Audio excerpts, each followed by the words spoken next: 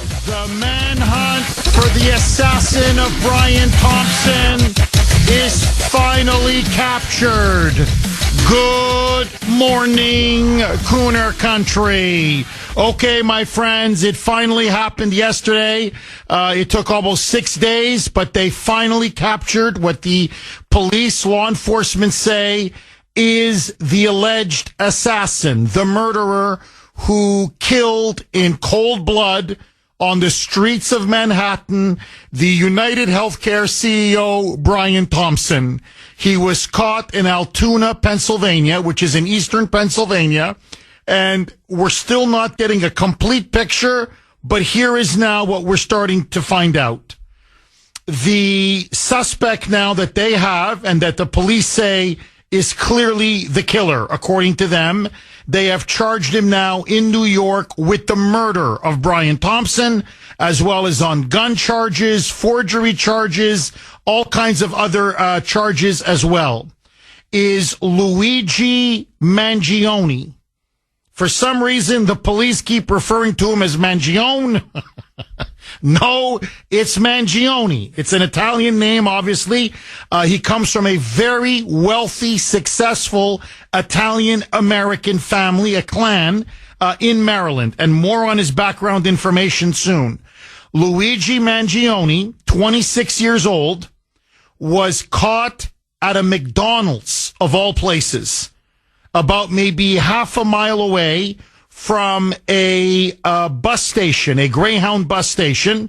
He apparently had made his way from Philadelphia, down to Philadelphia from New York to Pittsburgh, and then out in eastern Pennsylvania. What his ultimate destination was, we still do not know. But he was at a McDonald's. He apparently ordered something to drink, was then reading on a laptop, and in order to drink his drink, took his mask off, his medical mask, and that COVID-19 mask. He took it off, and that's when some of the customers looking at him said they recognized his face from what they'd seen on television. They then told a McDonald's employee, that's the guy. I'm telling you, that's the guy. The employee then called 911. And according now to what law enforcement said yesterday at their press conference, 2 police officers approached him at the McDonald's. When they asked him, had he been recently to New York, Mangione panicked. He began to shake intensely. They knew right away they most likely had their man. They asked him to remove his mask. When he removed his mask, one of the officers said, I knew this was 1,000% confirmation. This was the guy. I had seen his picture in the information that was sent out to police all over the country. They then found 4 fake IDs on him. He tried to pass off a fake ID registered in New Jersey, a New Jersey fake driver's license, to which the police said to him, son, do you really want to do this? You give us fake ID, we're going to arrest you on the spot. He then gave his real ID. And the police asked, why did you give us the fake ID? And that's when he started to panic. They then said, can we look into your backpack? And he said, yes. They found a gun. They found a suppressor. They found apparently a 2.5-page handwritten manifesto. They found it all on him. They arrested him on the spot. They took him to the local police station. NYPD detectives came down immediately, and now he is in custody. According to police, he was very quiet, didn't put up much resistance. As I said, was nervous, began to panic. Now, here is what we know about Luigi Mangione. Luigi Mangione appears, from all the initial evidence that is now coming out, to be a left-wing terrorist. I'm choosing my words now very, very carefully. He appears to be an anti-capitalist, anti-corporate America, left-wing, self-described political revolutionary. In particular, if you go through his social media, he loathes and despises the healthcare industry and the fact that they make so much money. And that, as he puts it, it's profit driven. He hates with a passion healthcare, the private healthcare system. He's a big believer in government-run healthcare, a la Bernie Sanders. And so he is a left-winger who also champions the cause of climate change. Now, he is a follower, apparently an acolyte, of Theodore Kaczynski and his infamous Unabomber manifesto, The Industrial Society and Its Future. And for those of you who don't know who Kaczynski was, he was an infamous, same thing, left-wing socialist terrorist who planted bombs, mail bombs in mailboxes for over a decade, killing 3 people, maiming 23, saying that it was time now for eco-terrorists like himself to take violent action or else the planet was doomed. Well, Mangione had a fascination with Kaczynski and the Unabomber manifesto. And so on Goodreads, he did a book review. And this is what he wrote about Kaczynski. Quote, had the balls to recognize that peaceful protest has gotten us absolutely nowhere. And at the end of the day, he's probably right. When all other forms of communication fail, violence is necessary to survive. You may not like his methods, but to see things from his perspective, it's not terrorism, it's war and revolution. And then he would later praise Kaczynski in the review as a political revolutionary who did what needed to be done. Now, it appears that over the last several months, according now to family and friends, Luigi Mangione became increasingly estranged, increasingly erratic. And what many are now asking is what turned this man into a stone-cold killer who would perform an assassination, an execution of a healthcare CEO right on the streets in Midtown Manhattan in front of the Hilton Hotel as Brian Thompson was on his way to a healthcare conference. Let me just say this. The story has some personal resonance with the Kuhner man. And the reason why I say this is that I'm familiar with the Mangione family in Maryland, in particular in the greater Baltimore area. Why? Many years ago, at least 15, maybe 16, 17 years ago, I went to interview for a job, potential job as a talk show host at the local affiliate there in Baltimore. It was owned by Luigi Mangione's grandfather, Nicholas Mangione. And from having met people who knew him, everybody raved about Nicholas Mangione. To this day, I remember how well thought of he was and how highly respected he was. He had 10 children. He was a proud Italian American. He came from nothing. He came from poverty and built up a massive, impressive real estate empire, a huge country club, a resort, a spa, even a nursing facility, a nursing home. They were financially very well off. The grandfather himself lived in a multi-million-dollar mansion on the country club grounds. He ended up buying some local media, was very pro-life, very Catholic, had 10 children, and of course, many grandchildren. Most of the Mangione family are immensely successful.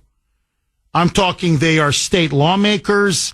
Luigi Mangione's own sister is a doctor who has a residence now in Dallas. His parents were successful and are successful business people. He grew up in a very lavish home, $800,000 home in Towson, Maryland. He went to one of the most privileged elite schools for a private high school, all boys, where tuition on the outskirts of Baltimore, where tuition is $40,000 a year. He was the valedictorian of his class. He then went on to get an Ivy League education, both a bachelor's degree and a master's degree in computer science and engineering. He then apparently got a job, and a good job, at a software company out in California. He also apparently spent some time in Honolulu, Hawaii. So, on the one hand, here you have a 26-year-old man, born in luxury, born of privilege, who had every opportunity given to him, who came from a wealthy, successful, privileged family. What explains him going from that to becoming a murderer, an assassin, and a Marxist, revolutionary, and eco-terrorist? That, your calls, next. 620 on the great WRKO. Jeff Kuhner, liberalism's worst nightmare, baby. 617-266-6868 is the number. Okay, the United Healthcare assassin, Luigi Mangione, has now been captured. He has been arrested. He's now been charged with the murder of CEO Brian Thompson. And let me just finish my thought, and then I want to take as many calls as possible. 617-266-6868. Couple lines are open if you want to jump on. So the question now, to me, is, as I laid out his background, this is a man, 26 years old, who has, as I said, came from privilege. A very wealthy father, very wealthy grandfather, very wealthy family. By all accounts, a very clean family, a very respectable family, very successful family. He went to a $40,000 a year, all boys prep high school, private high school, where he was the valedictorian. According to everyone who knew him, these are their words, not mine, he was very smart, studious, athletic, social. He wasn't some hermit or pariah or outcast or someone who had known to make violent outbursts, or quite the contrary. They said he was very, very popular. Now, they said, he was a bit more on the serious, studious side. He wasn't big into the bar party scene, as some at the high school were. But they go, we all thought he was going to be immensely successful. He clearly had a very good grades. He went on to an Ivy League education. He went to the University of Pennsylvania. That's not cheap. And got a bachelor's degree, then a master's degree in technology, in technology and engineering. He, by the way, was a big believer in AI. And then he ended up getting a good job at a good company, software company out in California. So he's got a very good education, comes from a very privileged family, successful family. Everybody, even in college, people are saying, no, I knew him in college. He worked hard. He studied. He got very good grades. He was very committed to being successful. In fact, what they said, to be honest, they go, if you want us to describe the guy, we thought, he was going to grow up to maybe run a nonprofit one day. He was into social justice, climate change. He was a woke anti-capitalist. But we never thought this guy would become some kind of a political terrorist or a political revolutionary. And then something changed. Something changed. Because he went down a very dark road. Now, this is my theory. You may agree, you may disagree. I think there are essentially two reasons from everything I'm seeing now from his biography, friends, family members. He apparently recently suffered a back or spinal injury. I don't know how, but he apparently suffered a spinal injury in which he needed to have neck spinal surgery. In fact, he made such a big deal about it, he put the X-ray pictures of apparently his broken spine, or his damaged spine on his social media page. And he was obsessed with back pain and finding cures for back pain. Now, did the constant back pain, the drugs that you take to try to to alleviate the pain, maybe he was rejected by United Healthcare because he felt they weren't helping him with his excruciating back pain. Now, I don't know. Is that what tipped this guy over the edge? I don't know. Maybe it's a factor. I don't know. Family and friends do say something changed in about the last 3 or 4 months. He became estranged. He no longer kept in contact. They hardly knew where he was going. He began to wander. He wasn't friendly anymore. Didn't want to know anybody, speak to anybody. He became very alone and wanted to be alone. And I think the elephant in the room, for the other reason, is, and I'm sorry, but to me the evidence is inexorable. I believe he was indoctrinated and radicalized at the University of Pennsylvania. I can't read the evidence any other way.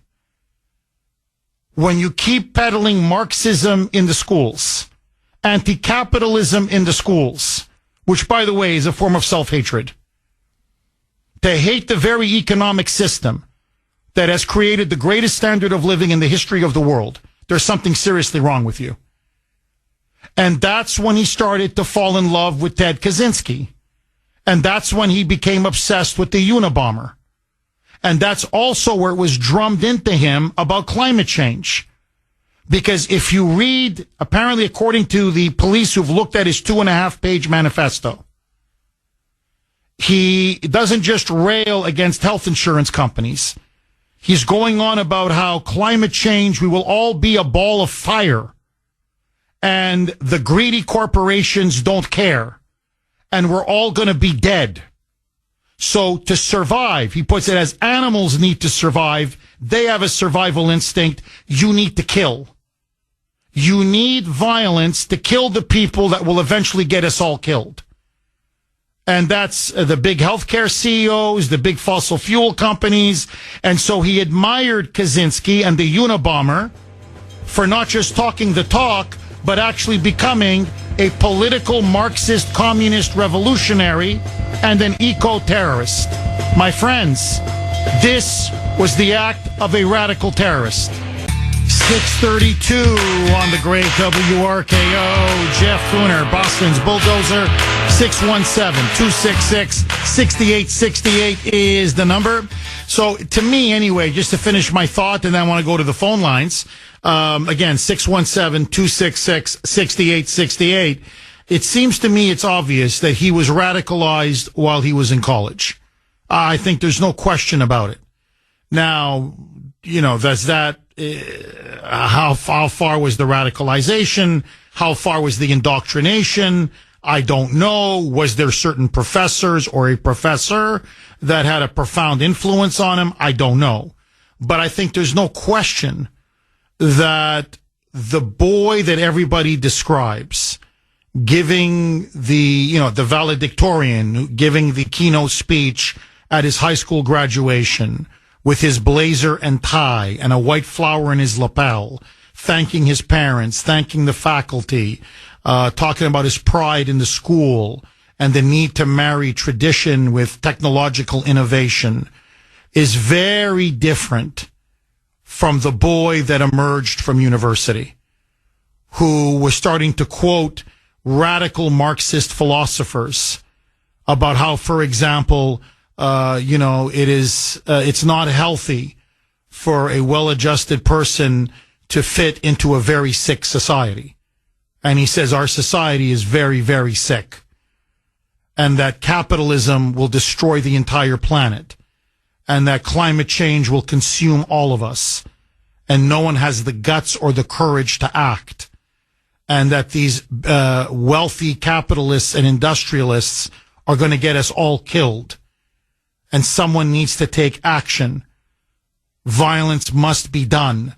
As he wrote in one of his reviews of some of these left-wing Marxist books that he was reading, that the only way change has ever been done is through violence. Peaceful protests solve nothing. So, he was an admirer of Alexandria Ocasio-Cortez. He was an admirer of Ted Kaczynski. He was an admirer of Bernie Sanders. I mean, this was an act, or this man is a left-wing revolutionary terrorist. And if you just stand back objectively, what has been the central fact of our time? Forget what the media keeps trying to lie about Trump and MAGA, and they're a threat to democracy.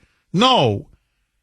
Black Lives Matter, Antifa, the burning down of Minneapolis, Kenosha, Seattle, Portland, everything that's been going on over the last 4 to 5 years, the rise of the support for Hamas, anti-Semitism, pro-Palestinian, pro-Hamas terrorism that you see in our college campuses. What you're seeing now is the rise of a violent radical left, a revolutionary pro-terrorist radical left that fuses nihilism and socialism. And that's essentially Luigi Mangione in a nutshell. You know, he was essentially a trust fund baby who became a trust fund communist or a trust fund Marxist or a trust fund radical environmentalist, however you want to put it, however you want to phrase it. Now, let me just say a few other things, and then I want to open up the phone lines. By the way, agree, disagree? Do you think he is an eco-terrorist in the mold of Ted Kaczynski? Do you think he is an anti-capitalist, woke terrorist in the mold of Antifa or Black Lives Matter? Because that's what it's now starting to appear to be. But you may disagree, and I want to invite people to call in. 617-266-6868. What I find I have a hard time wrapping my mind around and making sense of is, on the one hand, you see a guy who had insider knowledge of Brian Thompson's schedule. He knew he was going to go to the Hilton Hotel for that specific conference.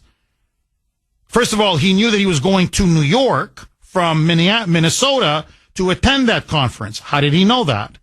That he was then staying at a different hotel and that he was going to go to the Hilton at 6:45 approximately to go into a conference that was going to start an hour later. How did he know the intimate details of Brian Thompson's schedule? And that he was then waiting for him, staking out the hotel, knowing exactly what door he was going to come in, and then coolly, calmly, like a professional, murder him in cold blood. 2 shots from the back, the gun jams, he unjams his handgun, and then puts one more into him. And apparently inscribing on the casings, depose, defend, deny, which is linked to a 2010 book that rails against the health insurance companies. He then makes a lightning disappearance. I'm just giving you the objective facts. Takes an e-bike, runs down an alley, takes an e-bike, and disappears into Central Park with a backpack, changes his clothes, and almost goes into thin air. Almost a perfect escape. And they can't find him for 6 days. They find him in Pennsylvania, in eastern Pennsylvania, Altoona, Pennsylvania. So on the one hand, you have almost a perfect execution. Now, I know he had a water bottle. He went to Starbucks. He was flirting with a girl there. That's when he removed his mask, and that caught an image of his face, which they used against him to eventually catch him and track him down. Because it was that image that people saw, and it's what the customers saw at McDonald's when they saw him, and they went to the McDonald's worker saying, that's the image. That's the guy we've been seeing on TV. So he made mistakes. There's no question. But the fact of the matter is, that was a well-planned, well-executed assassination. And then he's riding around on Route 80 between Pittsburgh and Philadelphia? And then he's caught at a McDonald's being so sloppy? It's a small town. Everybody said he stood out like a sore thumb. Nobody there wears masks. He's got his medical mask. That he's nervous. That everyone said there was something off about him. That's why they were suspicious and eventually called the police. Then the police come. And this guy is so stupid that he has the very gun and the suppressor, the silencer that was used on him, with a 2.5 handwritten page manifesto trying to mimic Ted Kaczynski. Basically an I did it manifesto. He doesn't think to get rid of the gun. He doesn't think to get rid of the suppressor. So on the one hand, you almost see flashes of brilliance in an evil way, obviously, in the execution and the assassination of Brian Thompson. But then on the other hand, he's almost childishly stupid. Childishly stupid. There's something about this that it still doesn't quite make sense. Or am I missing something? So let me ask all of you. Number one, do you believe this was an act, again, of radical left-wing terrorism? Are we now looking at a revolutionary, extremist, violent left that continues to commit terrorist acts after terrorist acts, whether it's Black Lives Matter, whether it's Antifa, whether it's, you run down the whole list. Now it's Luigi Mangione. And number two, what do you make of the discrepancy between the assassination and how well planned it was and how this guy almost wanted to be caught? Wanted to be caught with all the evidence on him. Now, many on social media, I have to just address that, believe that he's a patsy. They're saying that the moment, and I got to say this, the moment I heard several days ago that the FBI now got involved in the investigation, I swear to you, my first reaction, oh no, why? Why? Why can't you just leave it to the NYPD? No, please don't get involved. I'm begging you, please. Now, because the FBI has gotten involved, and they have a long history of planting evidence, of false flags. That's just how the FBI rolls. Do you think this guy is a patsy? Personally, I don't, I'll be honest with you. But if you do, I want to hear from you. Do you think that he's not the shooter, but he's the convenient fall guy or the convenient scapegoat? And do you think he had help? Or did he do this all alone?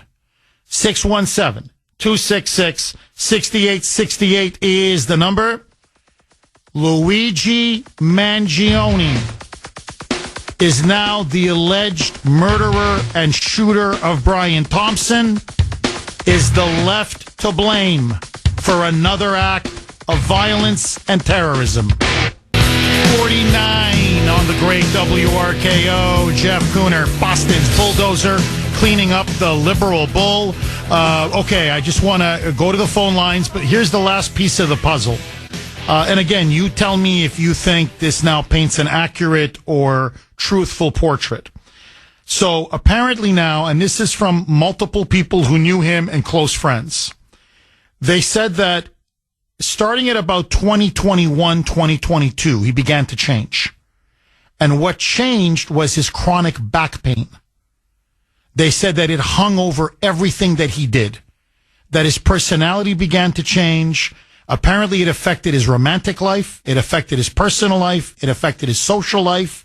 That he was often in a very bad mood. He was often angry. It was chronic pain that he just couldn't resolve. And so finally, in late 2022, just before 2023, he decided to go back. He was staying for a while in Honolulu, in Hawaii. and he decided to go back to the mainland to have back surgery. And that's when apparently he posted photos of his spinal x-ray and his injured back. And they said he tried to come back to Hawaii, but he left again after a couple of months. And apparently this fusion spinal surgery did not alleviate or stop his chronic pain. And they said he just dropped off the radar. They said it was about 6 months ago that he just literally dropped off the radar. He was no longer answering anyone's texts, picking up phone calls. And that's when also he began to really rail about his own anxiety and problems with mental health, that the pain was becoming overbearing. And that's when he began to become more dark, more violent, more angry. And then just to give you an example, one person said, look, here's the text. Oh, sorry, I wrote him on X just 3 months ago. Hey, man, I need you to call me, meaning Mangione. I don't know if you are okay or just in a super isolated place, but I haven't heard from you in months. You made commitments to me for my wedding, and if you can't honor them, I need to know so I can plan accordingly. Then this was just, a couple of weeks ago. Over a month ago. My bad. A month ago, October 30th. Another close friend said, hey, are you okay? Nobody has heard from you in months. And apparently your family is looking for you. So one of the reasons, if you're looking for motives, is, I don't know, maybe United Healthcare denied him coverage for his back surgery. Maybe he wanted some kind of experimental treatment because his chronic back pain was getting worse and worse. And that's why he began to lash out at healthcare companies. So the only two possible explanations are the chronic back pain and the spinal surgery, which did not work and may explain his hatred and hostility for the medical establishment and in particular for big healthcare. And of course, his radicalization and Marxist indoctrination at the University of Pennsylvania. Now, there's no question about it. If this guy was a supporter of Donald Trump, if he was a conservative, if he was MAGA, his political affiliations and worldview would be everywhere. It would be wall-to-wall coverage. The fact that this guy is a radical leftist, pro-Alexandria Ocasio-Cortez, pro-Bernie Sanders, who went on about climate change and how it's going to get us all killed, and how big healthcare is, killing Americans, literally, and how we need to take up and strike a blow to save the planet and save lives before it's too late. And that we now need to embrace left-wing political violence. Notice, the media now is not interested in this story anymore. Now it's just like it never happened. It just literally fell off the radar. So, like Antifa, like Black Lives Matter, here is another instance of left-wing political extremism, violence, and terrorism, and the media is trying to cover it up. Agree, disagree? All right, let's go to the phone lines. Dave in Pennsylvania. Thanks for holding, Dave, and welcome. Good morning, Jeff. I hope you had a wonderful Thanksgiving and a blessed holiday. I did, Dave, and I'm happy that you called since you are you're our Pennsylvania correspondent. I know especially Western Pennsylvania is your beat, but you're our Pennsylvania correspondent. He was captured in your state, in Altoona, Eastern Pennsylvania. Josh Shapiro was there at the press conference yesterday, the governor. And I'm just curious, what do you make of this guy, and what do you think set him off? Jeff, I think you hit the nail on the head to steal a little of your thunder from your morning intro. He's a left-wing terrorist, Jeff. Of course, you don't expect the New York Times or the other liberal media have us saying that. And, Jeff, I think, believe it or not, behind the scenes, the media is playing a bigger role because, you notice they're putting down the Daniel Penny verdict. not because I was a Marine, but I'm just saying he defended and saved the lives of people on the train. And because it didn't go their way, that's why they're pushing that agenda instead of reporting about this kid. But, Jeff, remember the excerpt I sent you over the weekend from the book that I'm reading? Yes. Jeff, and again, I'm not meaning to make it about me, but, Jeff, this was like a prophetic book. It's called The Gospel According to the New York Times by William Proctor. And, Jeff, this was already foretold how the media pushes a certain agenda, like global warming, which, of course, me and it doesn't exist, Jeff. It's a falsehood. I mean, I do believe in recycling and going green there, but global warming to me is just another left-wing agenda, like people like idiots like this kid picked up. You know what I mean? So that's just my humble opinion, Jeff. But I think the media the media always has a bigger role in it because they like to push an agenda, like the book I'm reading told you. And I don't know if you agree with the excerpt I sent you, but it's kind of like it was almost foretold because that book was written right in the late '90s, Jeff, before the Y2K. Interesting. Dave, I know you've made this point to me before on Messenger and other areas where you said, Jeff, look at how the universities, especially the elite universities, are just turning out pro-Hamas, pro-Hezbollah, pro-Islamist terrorist sympathizers. Well, now it appears, at least according to everything I'm reading, the University of Pennsylvania now turned out a Ted Kaczynski 2.0, a Unabomber 2.0. They turned out a Marxist revolutionary terrorist. Are college campuses now becoming breeding grounds for left-wing terrorists in the United States? Like if I may, Jeff, to add to your point, the October 7th attacks, and then all of a sudden at Harvard University, of all the Ivy League schools, we saw these left-wing protesters, of course, anti-Israeli, because Israel's our ally, and they're a real democracy, not a democracy like the Democrats push. And they're our close buddy, Jeff. And then also it's biblical, going back to the times of Abraham. I don't mean to get off the subject, but it was foretold in the book of Genesis, whoever turns on the people of Abraham, which meant the Jewish people, God's going to punish them twofold. So not because I'm a fear of God, I love God, but Jeff, I try to be a good Christian and follow what the Bible says, and I support Israel no matter what. But not to get off on a tangent, Jeff, but no, you're 100% right, Jeff. It's a breeding ground of evil, Jeff. We don't send our kids to school to learn, they get indoctrinated.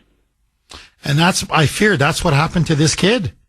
I mean, again, if people disagree with me, I'd love to take your calls and hear your point of view. But Dave, look, to me, I can't read the evidence. And now I think the spinal surgery and the back pain, the chronic back pain, clearly had an effect. I mean, there's no question. I mean, people who knew him say he just began to change over the years and get worse and worse because it just was like a shadow. It just haunted him. He couldn't, apparently he had romantically couldn't do anything, socially, personally. He felt he could just lay in bed all day. He was on painkillers, couldn't function. And that just made him more bitter, frustrated, and angry. So I think that's clearly a component. There's no question. But Dave, in the end, he went to college. He was relatively sane and normal. He comes out of college. He's a flaming Marxist revolutionary who's talking about the glories of violence and political terrorism and war. To me, you got to look at the university. And as you put it, the indoctrination. Dave, as always, thank you very much for that call. Am I wrong? 617-266-6868. Larry, is it Michigan? Larry in Michigan. Thanks for holding, Larry, and welcome. Enjoy your show. Hey, you mentioned Kaczynski. Yes. I was fascinated by Kaczynski's manifest. I read it a couple of times, in fact. And it's ironic. This kid completely misinterpreted Kaczynski. Kaczynski hated the liberal university system. He left that system because of the liberalism within the university system. He explained the liberal mind and the low self-esteem a liberal follower has. And ironic. So in fairness, in all due respect, Jeff, Kaczynski was anti-university. He was anti that system, and that's why he left. Later, he was anti-technology, and the reason he started doing what he did, it's my understanding the reason he started doing what he did is because he wanted the attention of his manifesto. Because I think Kaczynski, quite frankly, would have voted for Trump. And that's my opinion, and that's what I got out of Kaczynski. So please, Jeff, understand, and I want your audience to understand, Kaczynski dissected the liberal mindset. And if this kid is quoted as being a Kaczynski follower, it's not fair. It's not true. Well, Larry, Larry, you're making a very interesting and valid point. There's no question that this kid is different from Kaczynski in several important areas. You're completely right. And just to push it a little bit more, Larry, apparently, again, I'm just going by what I've been reading in the media. Some of the notes that he wrote in his reviews. Apparently this Luigi Mangione was a prolific reader. And then he would do reviews on Goodreads. So people are grabbing stuff from Goodreads and getting a sense of his mind. So he believed in AI and he believed in technology, unlike Kaczynski. And he was obsessed with AI, and he said AI can make a better, more socially just world. And apparently he was guilt-ridden over the fact that he had many opportunities, that I was born in a wealthy, privileged family, and many people are not. And it's just not fair. But he said, if you master technology, and if you master AI and computers and, and the tech world, technology can level the playing field, almost as if technology could usher a socialist utopia. So what I'm just saying, Larry, is he was almost, hyper pro technology, uber pro technology. While Kaczynski, as you rightly point out, was against technology. He thought it would be the doom of mankind. So there are clear differences. There's no question. The only reason why he's being considered a follower of the Unabomber, it's because, and only in this sense, he claimed himself that he was a follower of Ted Kaczynski. And what he liked about Ted Kaczynski, I don't think it was the whole manifesto. What he loved about Kaczynski is that he was willing to plant bombs, that he was willing to kill people. He goes on, he's adamant on this point. Kaczynski was not a terrorist. Kaczynski, he says, was a political revolutionary who had the courage of his convictions to do what needed to be done to save the planet. That's the link to Kaczynski. Does that make any sense to you, Larry? My opinion is he misinterpreted Kaczynski. Kaczynski was a nut job. I'm not defending Kaczynski's action by any stretch. I just think this kid misinterpreted Kaczynski. As I'm reiterating what you just said, Kaczynski was anti-technology. That's right. And that's what he railed against. And he was anti the liberalism of the colleges. When you say that this kid was educated through the college system, yes, absolutely. You're 100% right. But and I think Kaczynski would have agreed with you, quite frankly. So at any rate, I'm not an expert on Kaczynski. I just wanted to share excellent. Larry, great point. Honestly, great point. And thank you very much for that call. Now, there is another difference between Luigi Mangione and Ted Kaczynski. And Kaczynski, again, whatever you think about him, was in many ways a social outcast. He was a hermit, liked to be alone, didn't have many friends. Now, until the back pain really started to take a toll on Mangione, from everything I'm reading, and this is, testimonials from friends and classmates, and they're like, no, he was popular, he was social, he was athletic, he played sports, he was very studious, he was a great student, you never in a million years would have thought this is the guy that would gun down a healthcare CEO. Now, apparently it was really in the last year with the chronic back pain and then, of course, going through university that really he went on a downward spiral. And something snapped in about the last 3 to 4 months. Again, if you just go by the posts on X, text messages, what everybody who knew him said, it's like he fell off the face of the earth. So something inside of him just snapped. 617. But then again, why single out Brian Thompson? That's, to me, that's a question I would have. Okay, you're angry at corporate America. You're angry at big business. You're angry at fossil fuel companies. You worship at the altar of climate change. You hate private health care and that they make a lot of profits. Okay, you're a big lefty, big commie, big Marxist. Okay, I get it. But why would you kill this man? What did this man ever do to you?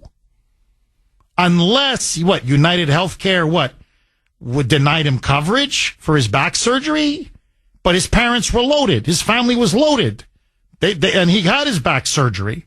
So did you want some kind of experimental treatment or drug or procedure that you thought could maybe finally end this crippling back pain? And they said no? I don't understand. Why would you go out of your way to kill this specific individual? And how the hell did you know that he would be flying into New York? How would you know that? That he was going to be going to that conference at that time at 6:45 in the morning? That he would be on the streets of Manhattan? How did you know that? There's still too many holes for my taste. Tony in Gloucester. Thanks for holding, Tony, and welcome. Hello, Jeff. Hi, Tony. This touches me because of his age. I have grandchildren that are that age, and I just got to tell to all, grandparents, stay in touch with your grandkids. We're very close with our grandkids, and, I hate to see someone of this age ruin their life. I want to say this. I agree 1,000% that it was the college professors there. As far as Kaczynski is concerned, that was a much different time when Kaczynski was in college than with this kid. And, the liberalism was starting to sink in then, but it's full force now. I think he knew exactly what he was doing. I think he wanted to be caught. He wanted to make a statement. I think when they walked into McDonald's, he was probably saying, what took you so long? Going into that Starbucks, taking off the mask, flirting with the girl, to be noticed, okay? He wanted to be caught, and he was trying to leave all kinds of clues. As far as why he picked this guy, however, how did he find these things? He probably hacked into things. He could have hacked into the guy's phone, saw his plans, hacked into the hotel. He's big into technology, big into this AI stuff and so on. I'm sure he had the smarts to get in there and do it. But I do believe, Tony, let me ask you this. So you're saying he wanted to kill, it's not so much Brian Thompson, right, the individual. He wanted to kill a CEO of a major healthcare company because that would draw maximum attention to him, his manifesto, and his cause, correct? Because he didn't resist. When they came for him, he didn't take out a gun and start shooting. He wanted to be caught, and this is his whole plan all along the way, to make himself famous. He had his manifesto right with him. It wasn't at home on his computer. He had it with him. He wanted to make sure. No, that was the amazing thing. I mean, He had the gun, he had the suppressor, and he had the manifesto. That's the three things he had. In other words, here I did it, and here's why I did it. Make me famous. So that's interesting. That's very interesting. Tony, as always, thank you very, very much for that call. 617-266-6868. I'm thinking, dump the gun, dump the suppressor. You're trying to get away with this. Tony is making the exact opposite argument. He's like, no, let me make a big story out of this, shoot the guy in cold blood, make a temporary escape. The media's covering it. The whole world's covering it. It's a big story.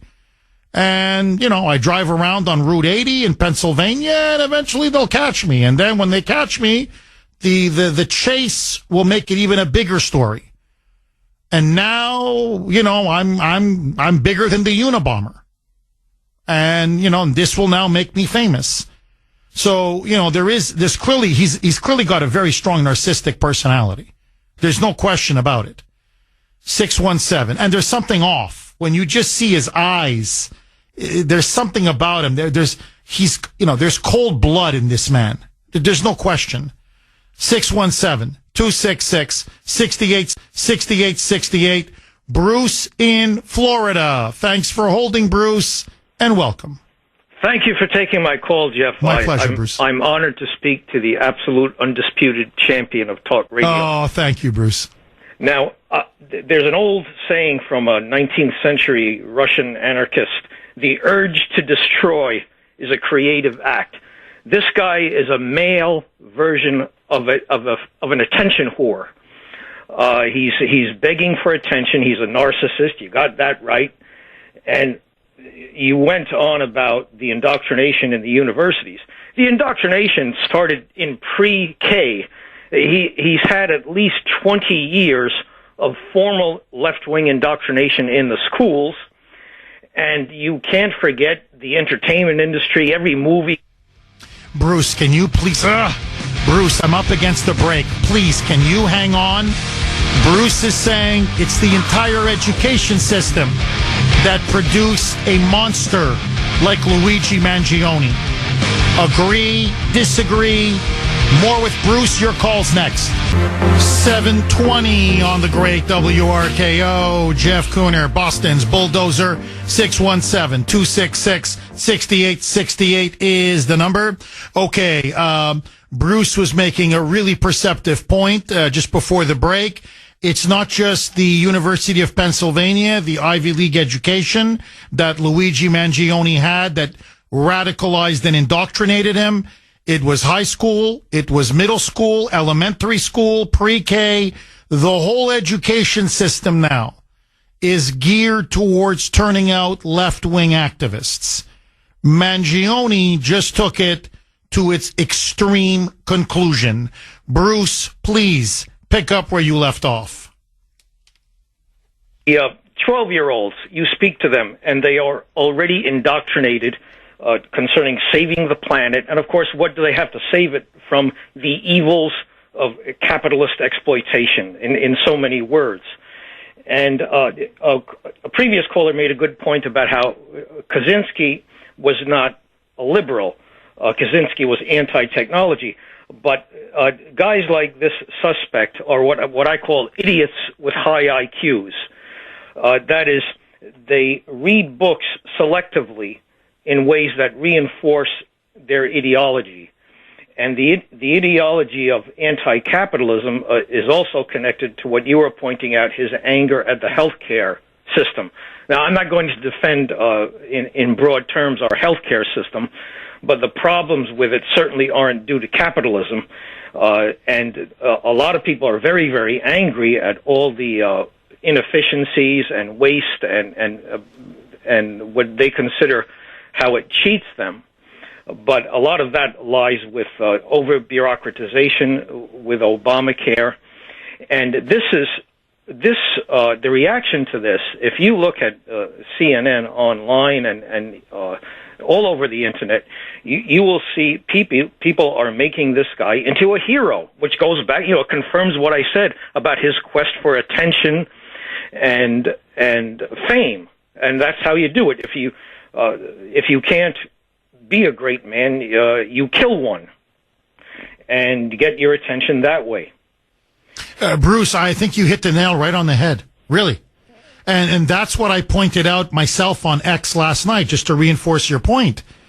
I said, to me, what is even more shocking than the murder, as disgusting and evil and depraved as it is the reaction I'm seeing all over X. The biggest thing trending for hours last night on X was, quote unquote, free him.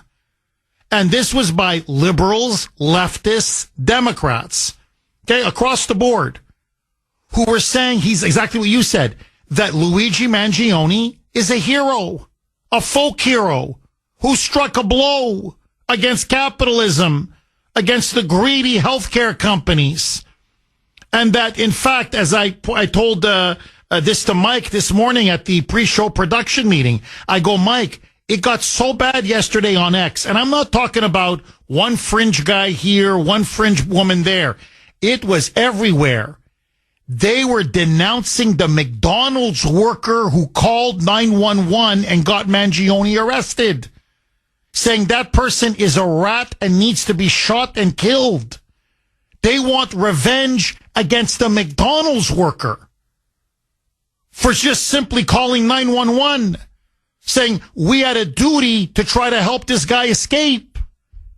So this is the part to me that I find really sick, is you've got people, and they're everywhere, and they're proud. Mangione is a hero. He did us all a favor. He should be killing more of them. His problem was he didn't shoot enough of them, these capitalist dogs. Shoot them on the street. And as I pointed out, this was premeditated, cold-blooded murder. Now, look, again, I'm not a big fan of some of these insurance companies. I'm not a fan of United Healthcare. Many things I would do differently. But hey, whoa.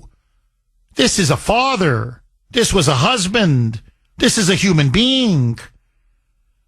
But spoken like a true Marxist. I did what I had to do. And so I shot him dead.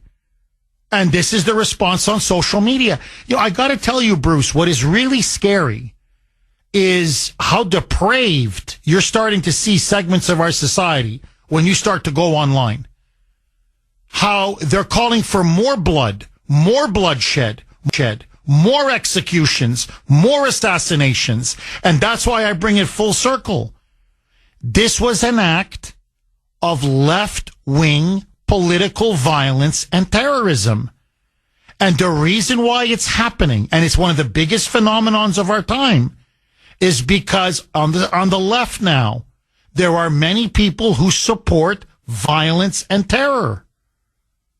The ones who supported BLM, the ones who supported Antifa, and now the ones who are supporting this movement to start killing and murdering in the name of anti-capitalism.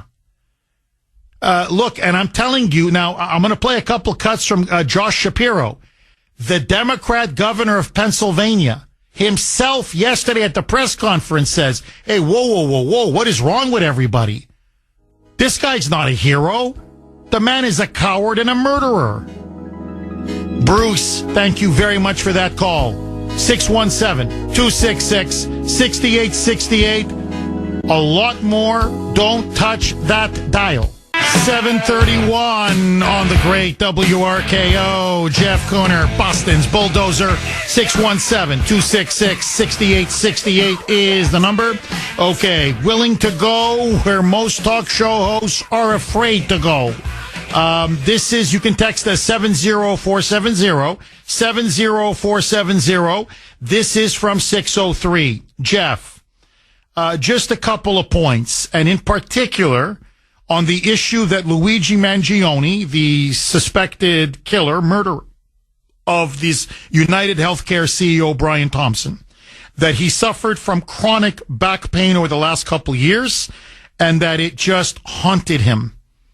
It made him just, his mood worse and worse and worse and worse, and that he became increasingly desperate, angry, and frustrated. When I was in my early 20s, I suffered a severe upper back injury, and it took years to resolve.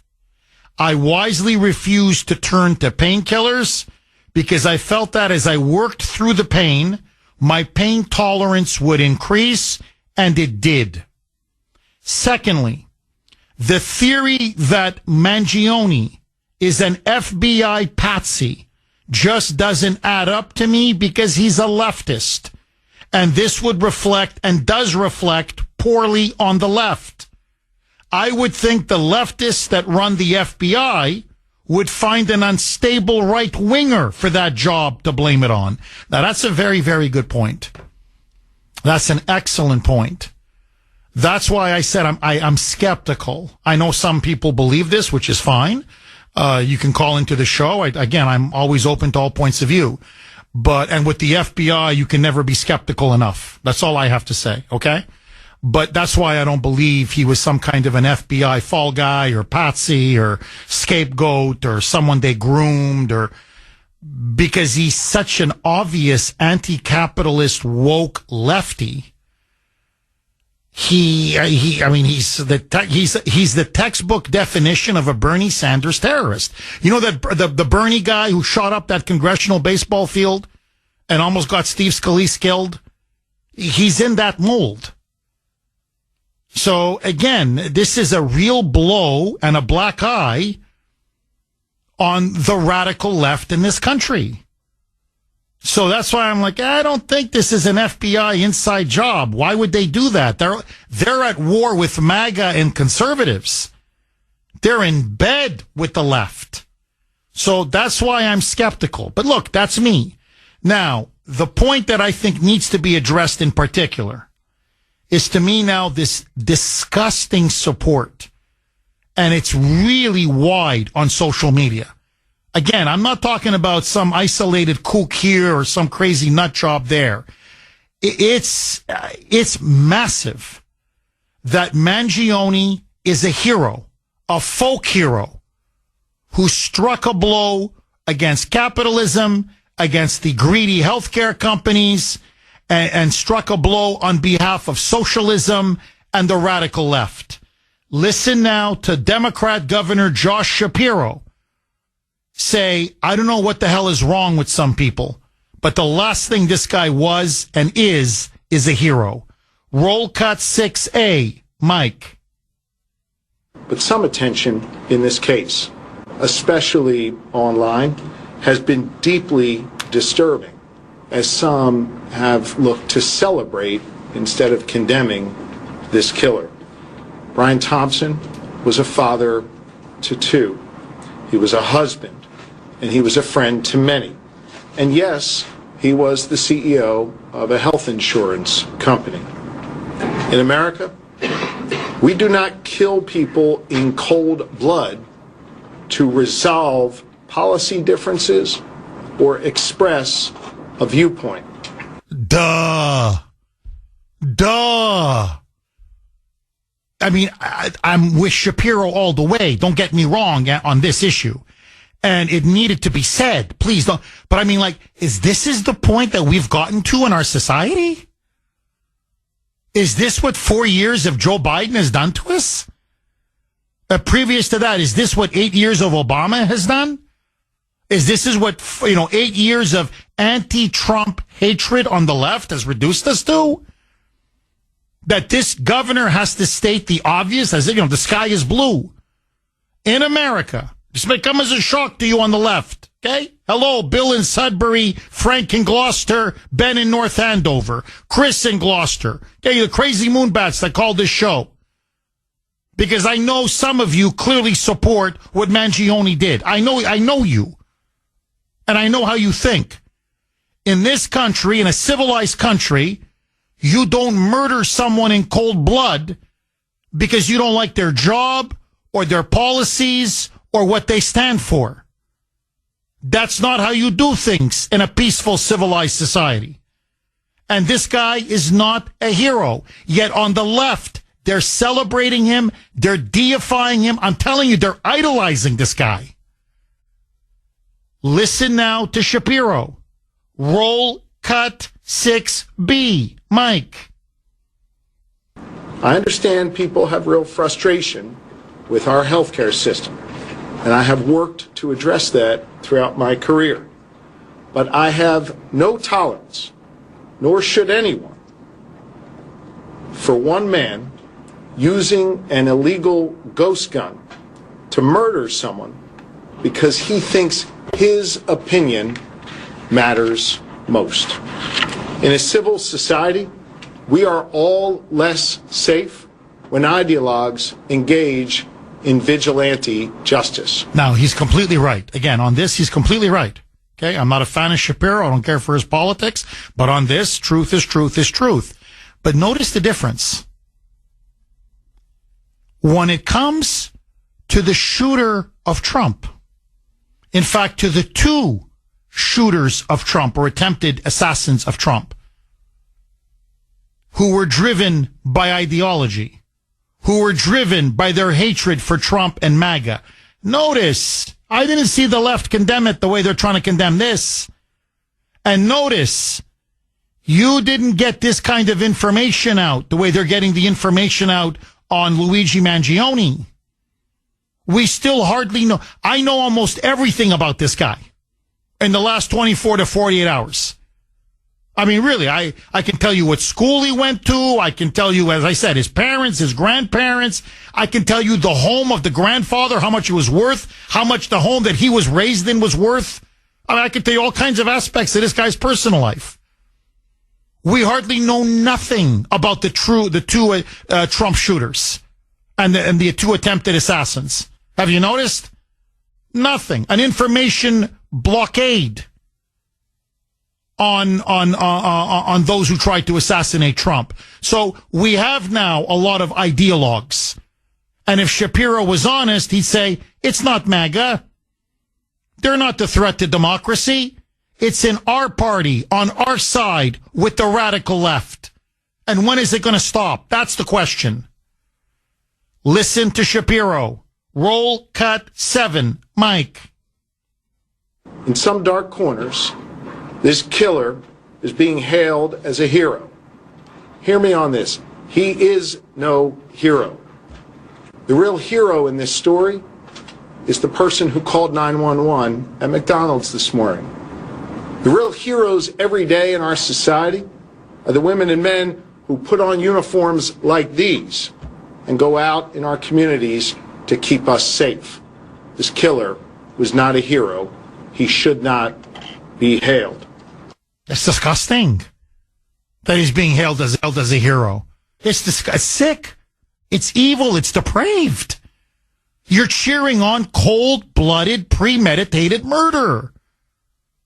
I mean, it's like the Bolsheviks. No, really, it's like Lenin and Stalin. Kill him! Kill him! Now, here's just a taste. Okay? Please swallow your coffee. Make sure you're finishing that piece of toast or whatever you're having for breakfast this morning, because you're going to throw it out. I'm telling you, you're going to throw it up. You're going to spit it out or whatever. This is a montage, and we could play a much longer one, of left-wingers on social media, liberals. Roll cut 8, Mike. I vividly remember being on the phone with United Healthcare for days and days, 9 months pregnant, about to give birth alone. It was a terrible, stressful, mad scramble. We appealed, of course, to United Healthcare, and they denied the appeal within 1 day. You were wondering. I'm just saying, my thoughts and prayers were also denied. I don't give And it just goes on and on. I mean, they're like, he did us all a favor. He shot him dead. I mean, ay, man. Ay. You know how many grievances I have against so many corporations, organizations, NGOs, nonprofits, government agencies? I wouldn't even enter my mind. Oh, I'll shoot them. Wait for him. Stalk him. Stake it out. And then when he comes, walk behind him. Bang, bang. If this sickness is not curtailed and addressed like a cancer, it is going to spread and metastasize. Now it's gotten to the point that liberal journalists, yes, liberal journalists, openly are saying they support Mangione and his murder. That next. 750 on the great WRKO. Jeff Kuhner, Boston's Bulldozer. 617-266-6868 is the number. Okay, this is my sister, Jen, who texted me 5 minutes ago. And as you know, my brother-in-law is a general physician, a doctor, and my sister, Jen, works as an administrator in the healthcare field. So, she knows this issue, and she feels passionately about it. Jeff, why are these moonbats so stupid? The CEO doesn't take the decision to deny or approve medications or procedures. They hire doctors to do that. It's based on standards of care. Furthermore, since this guy Luigi Mangione is such a big supporter of government-run healthcare, if they would live in Canada, they may just die waiting 5 years to get a procedure. We should ship them to a real socialist country with socialized medicine for a while, and then they'll see what it's really like. Bingo, Jen. Bingo. If you trust me, I know the Canadian healthcare system. It is a nightmare. I'm not saying there aren't problems here in the United States, but for all the flaws, it is infinitely better than what they have in places like Canada. All right, super quick, you need to hear this. Taylor Lorenz is a former journalist at the Washington Post. She, in fact, has called for violence against Trump supporters in the past. Well, now, like many of her fellow journalists, she now sees Luigi Mangione as a hero. Again, as a folk hero who did the right thing, I swear to you, in gunning down Brian Thompson in cold blood.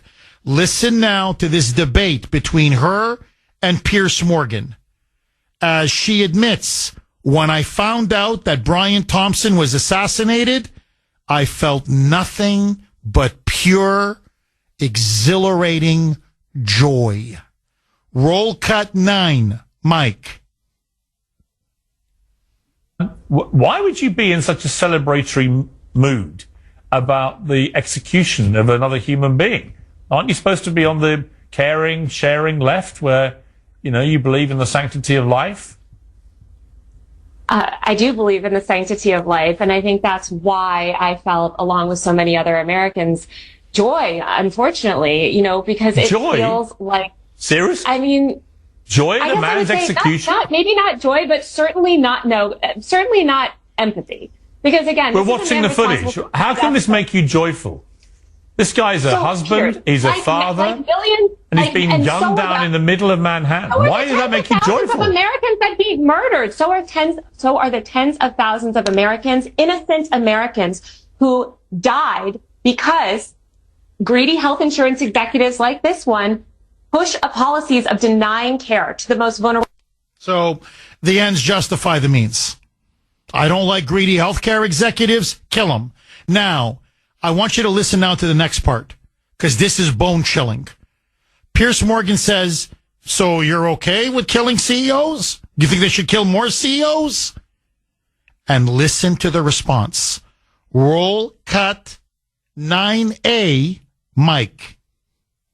Should they all be killed then? Should they all be killed, these healthcare executives? Would that make you even more joyful? No, that would not. Well, why not? And, why are you laughing? I think because it wouldn't fix the system. You seem to find the whole thing hilarious. I find your question funny. A bloke's been murdered in the street. I don't find it funny at all. I don't find it funny that tens of thousands of Americans die every year and because they are denied life-saving health care from people like the CEO. This woman is sick. I'm telling you, man. This is a depraved woman. She's laughing. What the hell is so funny? Seriously, what's so funny? And I'm telling you, if you read, you read Russian history, Soviet history, and you know anything about the Bolsheviks or the Chinese communists or the Cubans under Castro, I could go on and on. That they would laugh at stuff like this. Kill the bankers, shoot the CEOs, the farmers, the greedy farmers, the landowners, shoot them. They had it coming. It's like it's sport now to just go out there and start shooting and massacring entire groups of people. Ay, ay, ay. Ay, ay, ay. Mike, Mike, is this what Paris, as in Paris, France? Really? Yeah, it's Mike. Paris, Oklahoma. It's Paris, France. Okay. All right, go ahead, Mike. I'm a big fan of your show, Jeff. I just wanted to ring in and say, amazing show, and you've amazing listeners as well. And I hope you take no offense that sometimes I learn more from your listeners than I do from you. That's okay. Best audience in the business, Mike. Yeah, awesome. Yeah, I just wanted one comment I make. I remember listening to a multi-millionaire, billionaire back in the 90s, and it was, just at the start of this kind of corporatist, non-capitalist America where corporations were making, starting to make the millions, and CEOs were getting 10x times the average worker's pay and stuff. And he said, this is crazy, guys. It's not going to end well. He said, what's the point in being a multi-millionaire if I can't walk down the street in safety? And that's where we are now. People have been ripped off, I think, average Joes, and people have just hit a limit. Now, I don't condone the killing. But I'm just saying, some people just got pushed too far. And, if he made 5 million instead of making 10 million, would that have been easier? And then, less pressure on people trying to get healthcare, give a little bit back. Do they need to take 100% of the profit, So that's my point. Oh, Mike, I agree with you. No, look, there's no question. And especially the record of United Healthcare. I mean, nothing but complaints about them again and again and again. It's just, and so don't get me wrong, I agree with you on that, Mike. But is this now what, we're just going to start massacring people and shooting them? I mean, is this the kind of society we want to live in? I don't want to live in that kind of society. And, I know it's the CEOs now, but I'm telling you, they're going to move to people like you and me, Mike. Someone like Taylor Lorenz, that journalist that I just played, she was the one that was going on about, maybe it's time to start gunning down MAGA supporters or Trump supporters. Once this thing is out of the bottle, once you've released this genie, there's no putting it back in. Once we start winking and turning a blind eye to political violence and, revolutionary terrorism, and that's what we're starting to see in this country, there's no going back. There's no going back. And that's why I'm with the governor on this in Pennsylvania. This has to be condemned unambiguously, unequivocally.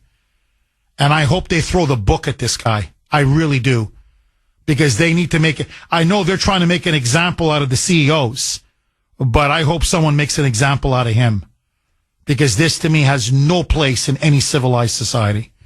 Mike, I really appreciate the call. I love the accent. Please don't be a stranger, my friend. Call again. Lisa in New Hampshire. Thanks for holding, Lisa, and welcome. Elisa? Hello? Yes, go ahead, Lisa. You're on the air. How are you, Jeff? Good. How are you? I am well. I've seen a couple different videos that Nancy Pelosi, the CEO, was going to testify against her next week in Congress. I don't know how to back it up, but I'm wondering if you've heard anything along those lines. Yeah, Lisa, I've seen that on social media. I haven't seen any evidence for that. That's why I don't like to mention it. You can mention it, it's fine, but I haven't seen any corroborating evidence. And that's why I didn't say it myself on the air. And I know some people think this may have something to do with the assassination or the killing. From everything I'm reading so far, there's no connection whatsoever between Luigi Mangione and Nancy Pelosi, except that they're both of Italian descent and they both have Italian last names. From everything I'm reading, he suffered traumatic, serious back pain that they say took an increasing toll on him over the last couple of years, and that he seemed to become obsessed with healthcare companies and healthcare CEOs, as if somehow he was blaming them for his problems. And that he was clearly radicalized at university. I mean, that there's no question. And he began to read anarchists, violent anarchists, revolutionary Marxists and communists, fell in love with at least aspects of the Unabomber Manifesto and Ted Kaczynski. And then by about the last year, just kept going on about how peaceful protests don't work. People who believe in peaceful protests are cowards. In fact, I'm going to quote you directly, Lisa, quote unquote, who have no balls. Pardon my French, but that's what he said. And he said, for the sake of the survival of the human race, we have to start embracing violence. That even an animal, and he says human beings are animals. That's what he wrote. Even animals learn you have to kill your predator. And who are the predators? Fossil fuel companies, capitalism. They're causing climate change, global warming. We're all going to die. These healthcare CEOs who are, like Taylor Lorenz was saying, denying treatment, and people are dying everywhere. So this was a man of the extreme hard left who took up many of their causes and then took it to such an extent and such a degree that he convinced himself murder is okay. And also, he clearly is a clinical narcissist. There's no question about that. He wants his name in the papers. He wants to be famous. He wants to be famous. He wants to be celebrated in many ways, like Dzhokhar Tsarnaev. He wants to go down as someone who committed a grotesque act of violence in the name of a larger cause. And look, if I can just be a little bit Sigmund Freud here, and again, I have no evidence for this. I'm just giving you my honest, unplugged opinion. He came from a very successful family. The grandfather was a real estate tycoon who worked extremely hard. His parents had a very successful business. He had uncles and aunts who were lawmakers, engineers. I mean, his sister is a very successful doctor who's doing a residence now in Dallas. I think part of this, if I'm to create a psychological profile, I think he felt under tremendous pressure to be successful. He came from the Mangione family, which is a very prominent family in the Baltimore area. And I think part of him felt I couldn't succeed. I couldn't match up. I can't be as successful as my sister, as my parents, as my grandfather, as my aunts and uncles. Well, how am I going to become successful? I'm going to kill somebody, a healthcare CEO, write a manifesto, and become world famous. And by becoming world famous, then I'm going to be the most successful person in the whole family. And so I think there's clearly something there in his psychological makeup. But that's just my opinion. 617-266-6868 is the number. Okay. I'm going to hold off on the calls. We've got a guest on that I planned for 8 o'clock. Anyway, I'm finally happy we made contact with him. He is a whistleblower. He is an incredibly courageous man who is blowing the whistle on the state of the migrant shelters here in Massachusetts. Please, you've got to listen to what he's saying. John Featherstone gave an interview recently to the Daily Wire. He used to be a director of a migrant shelter here in Massachusetts from the summer of 2023 to basically, I believe, the summer or fall of 2024. He saw firsthand what Maura Healey's hotels and motels for these migrants are. You're not going to believe what he has discovered and what he is now revealing. And joining me now is John Featherstone himself. John, how are you? Good morning, Jeff, and good morning, Kuhner country. I'm happy to be here. But before we start talking, everybody find out where your spouse is and where your kids are, because Maura Healey is not protecting your kids and your loved ones in the Commonwealth of Massachusetts this morning. Now, John, why? Of course, I agree with you, but why would you say that? I know you were the director of a migrant shelter at the Holiday Inn in Marlborough, and you say what you saw and witnessed firsthand will shock not just every citizen and taxpayer in Massachusetts, but every citizen and taxpayer across the country. Please elaborate. Well, Jeff, I personally was aware of multiple rapes inside the Healey hotels. So much that DCF removed a teenage girl from the shelter when the father admitted that he was having sex with his daughter, and she was pregnant. And rather than that gentleman being arrested, they had me transfer him via an Uber from Middlesex County to Worcester County. And I've been a long-time local politician. You know, I was the chairman of the Board of Selectmen. I've held, you know, multiple positions in government. I'm not an expert, but I'm pretty wise about how laws work in the Commonwealth. So I literally say, if we transfer him from Middlesex to Worcester, no DA will ever touch this crime. Just do it. Why isn't he being arrested? Just put him in a cab. We'll figure it all out. Okay? I don't think we figured it all out. So that man is still walking the streets. And I literally said at that time, you're going to transfer a known rapist, a man who admitted that he's had sex with his own daughter, to another shelter and give him an opportunity to rape people again? There was another incident where John, sorry, just before you, this is, wow. Apparently this girl was 14 years old, correct? I think she's 14 now, if I'm not mistaken. She was 13, 14 13, maybe close to being 14 at the time. At the time. So she was 13 at the time. She's being raped repeatedly by her own father. And John, my understanding, and again, you tell me if this is correct, it wasn't just some accusation. She admitted that she was raped by her father. So much so then, I believe DCF stepped in and took her away from the father, correct? Correct. Oh, 100%. And you're 100%. Saying, and you're saying, Jeff, that's not the only one. There's more. Please continue, John.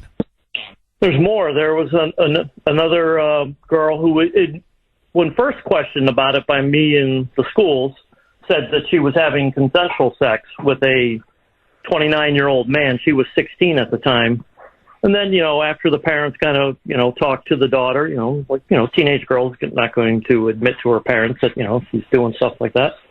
The father reached out to me and said, hey, no, she's now admitted it was not consensual. I want you to call the police. I want to get the police involved. So we got the police involved again. They came out. They took statements. They took, reports. I ended up driving the girl personally to the police station so she could give a statement as well. And then I drove her to the Westboro court to get a restraining order against him. And to the best of my knowledge today, that man is still walking the streets as well. This is obscene. I mean, honestly, this is beyond disgusting. Why won't John, why won't the police arrest these are rapists? Why won't they arrest these men and put them behind bars? What are they so afraid of, John? Well, Jeff, here's the thing, and thank you for having me on this morning to discuss this personal topic. What is the local media afraid of? This is a national news story that even the local media, other than you and a few others, won't even touch. And here's the interesting thing, because I've talked to a lot of reporters in the last, couple months about this. Nobody from the state denies what I'm saying. Nobody denies what I'm saying. Nobody returns phone calls to the police for comment on this situation. It's just a total lockdown because it's true. And nobody wants to discuss it because they know the situation is so horrible, they just pray that it'll go away. It's not going to go away, Jeff. Why do you think the Boston Globe, the Boston Herald, Channel 4, Channel 5, 7, 10, 25, WGBH, I could go on. Why is there a conspiracy of silence among the media in this city and in this state? What's your theory, John? Well, I have to be fair. I have to give kudos. I think Boston Herald's worked real hard to get this story out, but nobody's cooperating with them. That being said, no other media outlet is working this story hard. I would have to think they're under orders from the governor, right? I mean, wouldn't common sense tell you that? That's incredible. That's incredible. John, we've got about a minute left. Can I hold you over? Can I hold you over for another segment? Absolutely. Okay. John, What did you, besides these rapes, apparently I read, is this true, that some migrant took a car and literally drove it into your office and smashed your office and almost hit you, or did hit you? Is that true? That is 100% true. Unfortunately. The only reason I'm alive and talking to you this morning is because the air conditioning and heating unit stopped his car. Because not only did he hit my office once, he backed up and tried to come through the wall again. Why? You know, at the time when I pulled myself up off the floor and was picking glass strays out of my head and, you know, trying to figure out what was going on, I was just, you know, I assumed this guy was just a knucklehead and didn't have a driver's license and didn't know how to drive. After all the dust settled, you know, people would come up to me in the hallway. You know, he did that on purpose. John, can you hang on? I'm up against a hard break. We're going to hold you over for an entire segment again, a second segment. Okay, so why was he nearly run over and killed by a migrant sitting in his office? We've got that, so much more next. 8:20 on the great WRKO. Jeff Kuhner, Boston's Bulldozer, 617-266-6868. Okay, please, you've got to continue to listen to this. Molto importante interview. Very important interview now. Newsmaker interview. We're with John Featherstone. Fetherston. He was the director of a migrant shelter for about a year in Marlborough. And he dealt directly with these migrants. He talked about how there were rapes that took place in the migrant shelter, 14 child rapes, child sexual assaults. No one was arrested. Even though the children were taken away from the custody, in one case of a father who was repeatedly raping a 13, 14-year-old girl, another one victimizing a high school student near the Holiday Inn. There was a high school 29-year-old man raping a 16-year-old girl, and the authorities refused to arrest the migrants. Then, one day, John is sitting in his office, minding his own business. One of the migrants literally takes his car and slams it, drives it right into the office. And as John said, if it wasn't for the air conditioning and the heating system, he would be dead today. He thought it was just a migrant who couldn't drive. He says that's not the case. They told him inside the shelter, that person wanted to kill you. John, please pick up where you left off. Thank you, Jeff. Yeah, I mean, you laid it out perfectly there. You know, and when one person told me, I was like, okay, you know, that's crazy. But then another person, you know, totally, you know, not associated with him, said, you know, they're mad at you because you're taking away diapers and formula from them. And let me be perfectly clear. First, I wasn't taking diapers or a formula away from anybody, because when people check into the shelter, because the right to shelter law says, you know, you have to have children to be in the right to shelter system. And we can talk about how Maura Healey's misinterpreted that. But the shelter was required to provide diapers and formula to people who had just arrived in country, didn't have any, you know, didn't have a job, didn't have any benefits. But as we got more and more residents in, and we got people signed up for Mass Health and, you know, EBT cards and such, my bosses said, hey, start cutting back on providing diapers to formula to residents that are on benefits. So I told the residents that in a weekly shelter meeting, and you would have thought, you know, that, you know, I committed a murder. People were offended. People were calling me a racist, saying that, you know, how dare I take away these benefits? And I tried to explain it using some common sense. And keep in mind, I don't speak Haitian Creole, so this is all through a third-party interpreter. That you guys are double dipping. You can't be double dipping. If you're getting benefits, then, you know, those benefits are supposed to pay for you to take care of your family. You can't get free stuff plus benefits, and that went over, you know, very poorly. So you just can't make it up. So one of the migrants tried to kill you. I think he certainly tried to send a message. And then he got mad at me because, believe it or not, they actually cited him for it for driving without a driver's license. And when he got the letter from the RMV saying that he hadn't paid his $500 fine and that he couldn't get a temporary driver's license or a permit because he hadn't paid the fine, he flipped out on me again saying this was all my fault, that I did this. And I was like, I don't run the RMV, because if I did, I would do things a lot differently. But this is your fault. You did this. No, you did this because you don't like me. And I'm like, so the biggest problem in the Healy Hotel is the governor never had a plan. It was always crisis management. And you put people into a, taxpayer-funded hotel, and it sounds like, oh, it's wonderful. It's not, Jeff. It's hell on earth. You've got all of your belongings in a small hotel room with probably 2 or 3 kids. The rooms are dirty. They've got problems in them. There's a huge mental health crisis in these shelters because people are, I'm traumatized, Jeff. I haven't been the same in the last couple of months, emotionally, physically, mentally. So imagine how these individuals are. Governor Healy has no plan. I many times had said to her, and I personally said to her, face to face at Gillette Stadium, on the field at Gillette Stadium for the Army-Navy game, there's no plan for this. There's a mental health crisis going on here. We need to develop task force. We need to start putting plans in place, orientations, having local police come in and say that it's not okay for you to sit in your car in the parking lot and drink. There's laws in the United States. Her exact words are to me, call my office on Monday. We'll talk. I called it half a dozen times. She never called me back. John, if I'm getting too personal, please tell me. And we've got about a minute left, John. Did you, when you met her at the Army-Navy game at Gillette Stadium, did you tell her there are rapes that are being committed? There are children being molested and assaulted?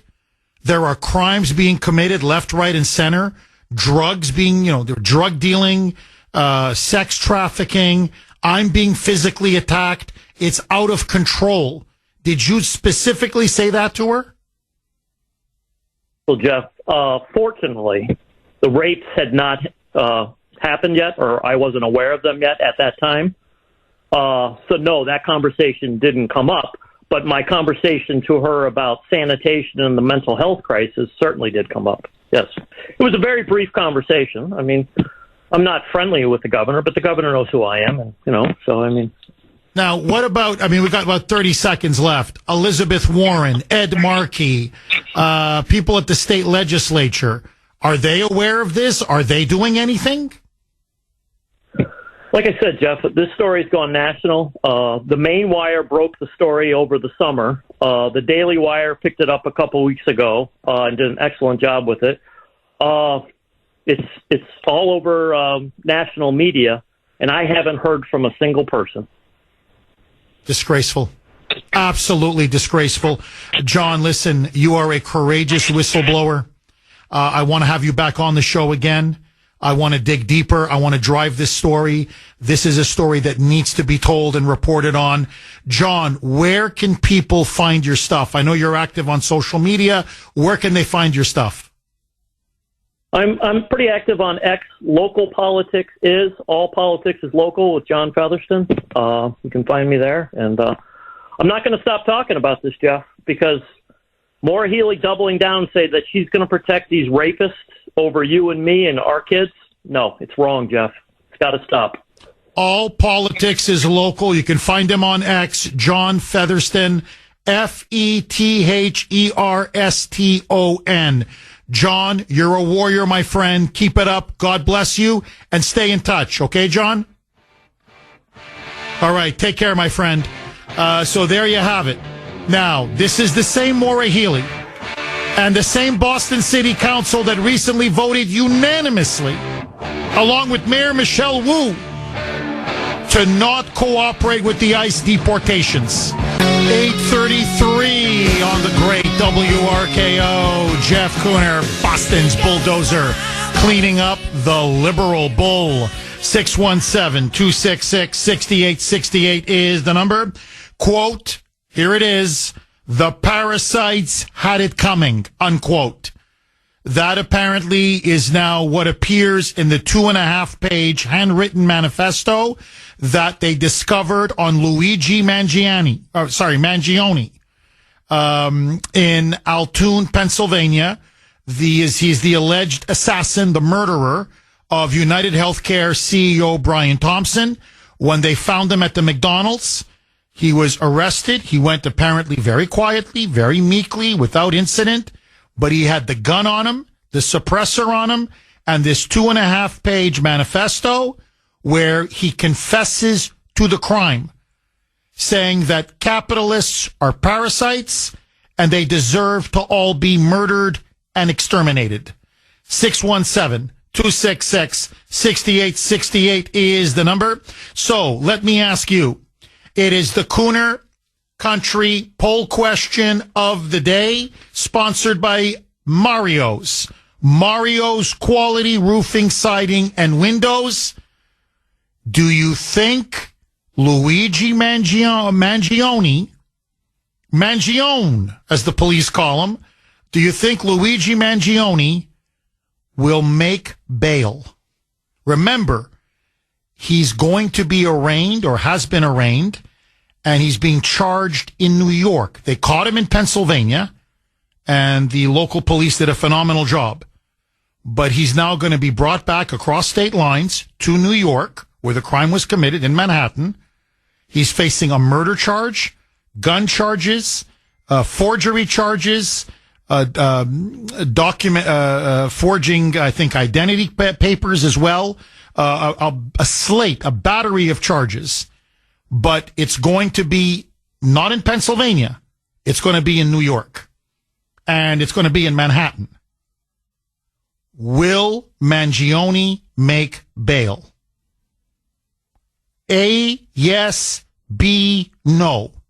Now, in a normal state, in a red state, even in a purple state, I think it's clearly no. This is a cold-blooded killer who comes from a very wealthy family. So if there's, and by the way, has shown his proclivity to, cross state lines and try to be on the run. So, and a terrorist. He's an avowed left-wing terrorist and political self-proclaimed political revolutionary. A Marxist communist revolutionary. You think you don't let a guy like that out. I don't care if it's $1 million bond, $2 million, $5 million bail. It doesn't matter. You don't put a guy like that out. But this is New York. And this is Manhattan. So I think it's a very good possibility. It's going to be a yes. But that's me. I want to hear from you. You can vote on our webpage, WRKO.com/Kuhner. Kuhn is in national ER, WRKO.com/Kuhner. You can also vote via X. Again, I was very active last night. My handle there, at the Kuhner Report, all one word, KUHN is in national ER. And I just want to give a shout out to Lisa in Medford. The cookies are incredible. That's Lisa, you know exactly what I mean. I love them. Mike loves them. Sandy loves them. You missed your true calling. You should have opened up a bakery because they are delicious. Robert in Maine. Thanks for holding, Robert, and welcome. Hi, Jeff. Thanks, hi, Robert. Thanks for all that you're doing for us. Listen, there's been a lot of academic historians and political scientists on the air and writing books about how, we're probably not going to have another civil war, certainly not like we did in the 1860s, but that there might be another one. And they said the only thing now is instead of thousands of men facing each other to murder each other, there's going to be people going in the middle of the night and getting their enemies. And, these are academicians who study this stuff, know a lot more about it than I do. And my God, I think everything I've heard this morning on this show tells me, I used to think they were just nuts saying all this stuff, but now I'm not so sure. There's enough anger on both sides, and enough weapons in this country for people to do that sort of thing. So anyway, I'll let you go, Jeff. And thanks again, Robert. Before you go, I want to ask you, because you're raising a fascinating point. You know, it triggered something in my brain. I'm thinking out loud. You tell me if you agree or disagree. Wouldn't you say, objectively, last 4 or 5 years, Black Lives Matter, all that rioting in the so-called summer of love after the death of George Floyd. What is it now? 36 innocent people were slaughtered. Hundreds of cops maimed, wounded, several of them killed in cold blood. Parts of entire cities razed, burned to the ground. The rioting, the burning, the looting, Antifa going around openly assaulting, murdering people. Nothing happening to them. And now the rise of this left-wing political revolutionary movement, whether it's pro-Hamas on campuses, again, people being attacked, Jews being attacked, some of them being murdered. Now you have this assassination of a CEO by this self-proclaimed, communist revolutionary. Hasn't this civil war in some sense begun? Could you not make that argument? It may be a slow boil civil war, a low level civil war, but that there are now elements on the left that are basically now not just embracing violence, but saying the only solution is to kill, to slowly murder and kill our enemies one by one. And they have a huge cheering section on X, on social media, and within the Democratic Party. In other words, we're already in a one-sided civil war. What would you say to that? I'm just curious, Robert. You agree with that or disagree? What are your thoughts? No, Jeff, I think you're right on target. And one other thing, this young fellow that shot that executive, killed him, and ruined his family for the rest of their lives, by the way. This fellow, his age straddles Gen Z and millennials. And you got to remember that some of Tony and Bruce and people have brought this up. What's going to happen? What these people have an understanding of the world, not just super liberal because of the schools, but also anybody that shows up for a game gets a trophy. And so if they think that something offends them, that automatically turns in the right to do violence against whatever it is that's offending them. In other words, offense or emotional stress equals responding with violence. So I'll just say that as a second point, Jeff. Keep up the good work, buddy. Robert, thank you very, very much. No, look, this is what I mean. I can replay Josh Shapiro, the governor of Pennsylvania, again. But he's raising the issue, and he's talking, look, it's not conservatives. It's not MAGA. It's not Trump people. We're not going around offing people or, yelling pro-terrorist slogans about from the river to the sea, Palestine shall be free.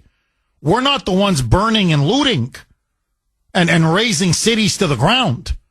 And, what do we want? Dead cops. When do we want it? Now. Pigs in a blanket. Fry them like bacon. That's all BLM, Antifa, and the left. And Josh Shapiro was saying, since when did murdering somebody in cold blood make you a hero? You're a murderer. You're a coward and a murderer. You're not a hero. So the question I think we have to ask ourselves is, are we already, in some sense, in a low-level, simmering civil war? Your reaction, your calls. Next. 8:50 on the great WRKO. Jeff Kuhner, liberalism's worst nightmare. 617-266-6868. By the way, a couple lines are open if you want to jump on. 617-266-6868. Many of you on Messenger are making a very, very perceptive, important point. Saying, Jeff, his age is 26 years old. Now, they go, that's an important age. Why is it an important age? Because on Obamacare, that's as long, it's up to 26, that you can be on your parents' health insurance. So, again, it's speculation, obviously, but was it one of the things that sent them off the edge, Luigi Mangione, was he's got this chronic, debilitating, traumatic back pain that apparently now has really been haunting him and bedeviling him for 3 or 4 years now, to the point that you have friends and people who knew him saying, no, it changed his personality. He wasn't the same guy. And it just got worse and worse and worse and worse. Well, now is he staring at the possibility that he's being told you're no longer going to be on mommy and daddy's health insurance. Junior, you're on your own now.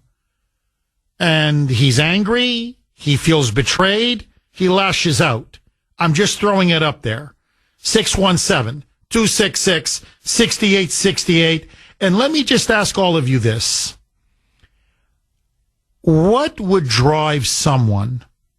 I just stand back for a second objectively. You come from a very wealthy, entitled, educated, privileged family.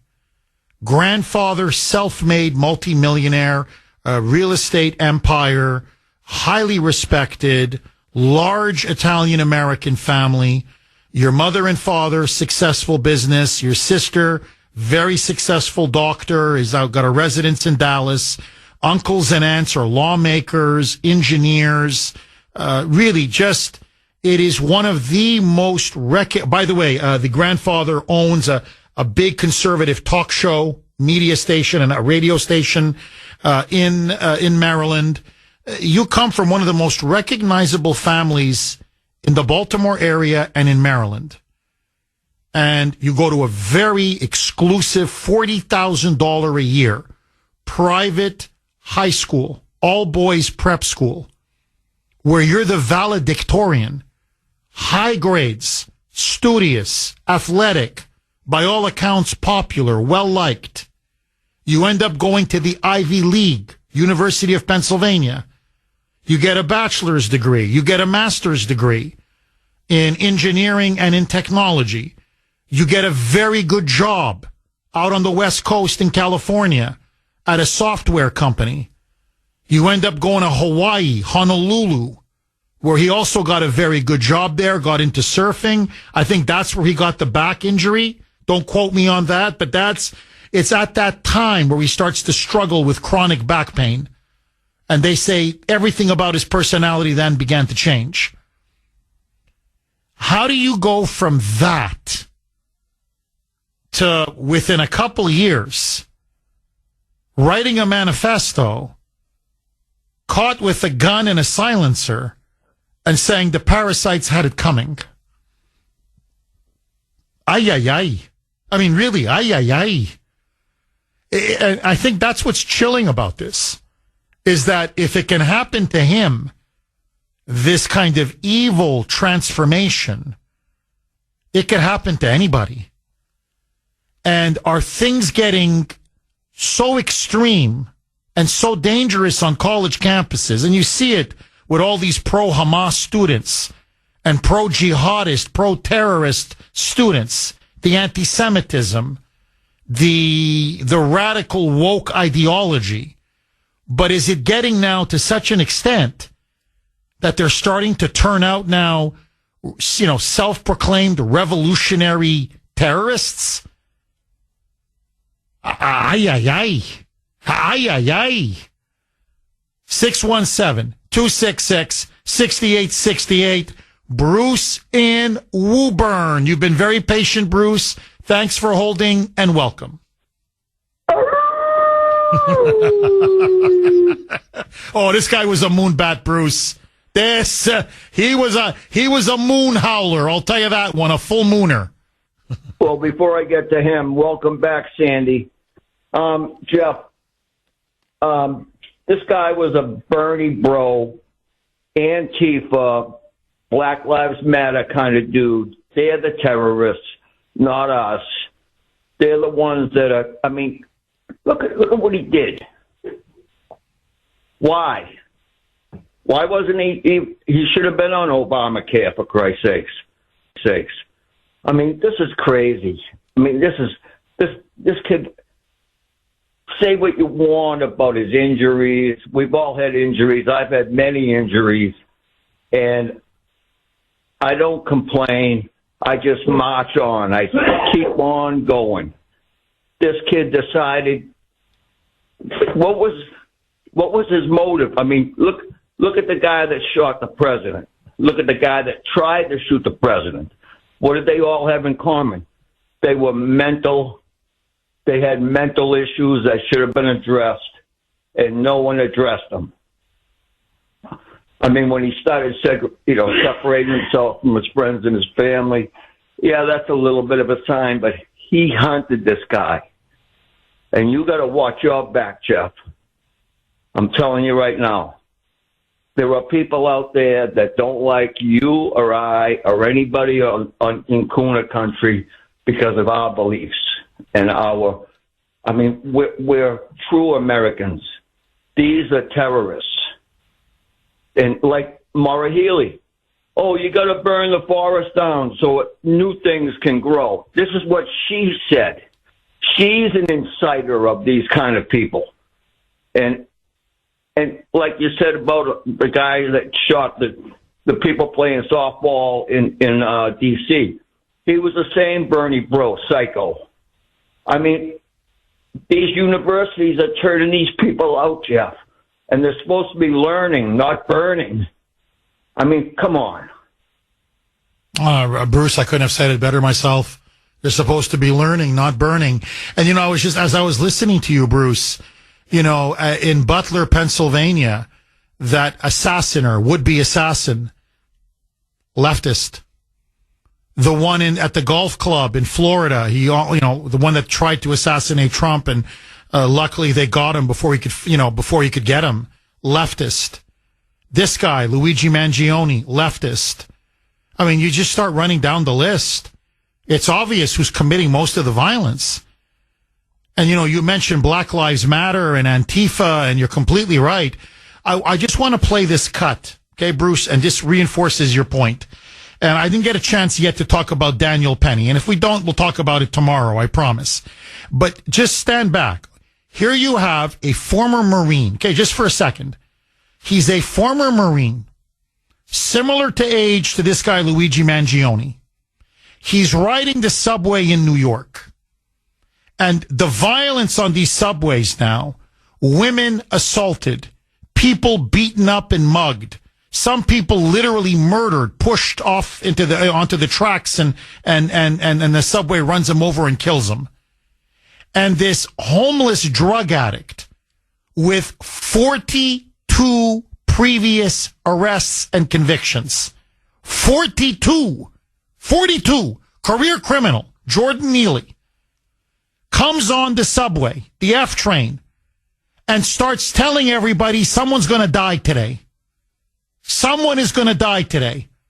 And he's threatening people who are riding the subway. The women testified they were petrified he was going to kill them. There was a woman with a stroller saying he was going to hurt my baby. He's yelling. He's a homeless guy, mentally ill, as you pointed out, yelling, screaming, shouting, menacing, threatening. And the one good Samaritan is, and to me he's a hero, is Daniel Penny. And Penny grabs him in a chokehold as he's yelling, menacing, and threatening to kill people.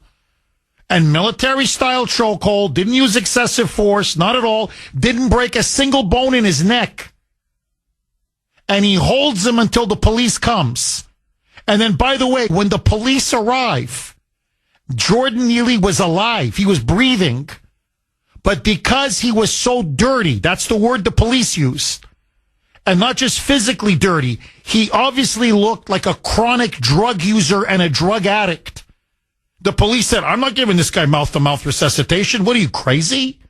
I have no idea what diseases this guy has. So they refused to give Neely mouth-to-mouth resuscitation. He eventually dies. Now, I'm telling you, in my book and in the book of most Americans who are normal and sane, thank the Lord for people like Daniel Penny. Because he's a hero. No. Not in Manhattan. No, not with Alvin Bragg and that crazy DA. And so he tries to get him on manslaughter. He can't get him on manslaughter. They then drop that charge, and they tell the jury, okay, can you get him on negligent homicide? And the jury comes back 12-0, unanimous decision, not guilty. Duh. Of course he's not guilty. The guy should be given a medal and a parade, frankly. Okay? But let that go. This is the point. Who's there? Black Lives Matter is there.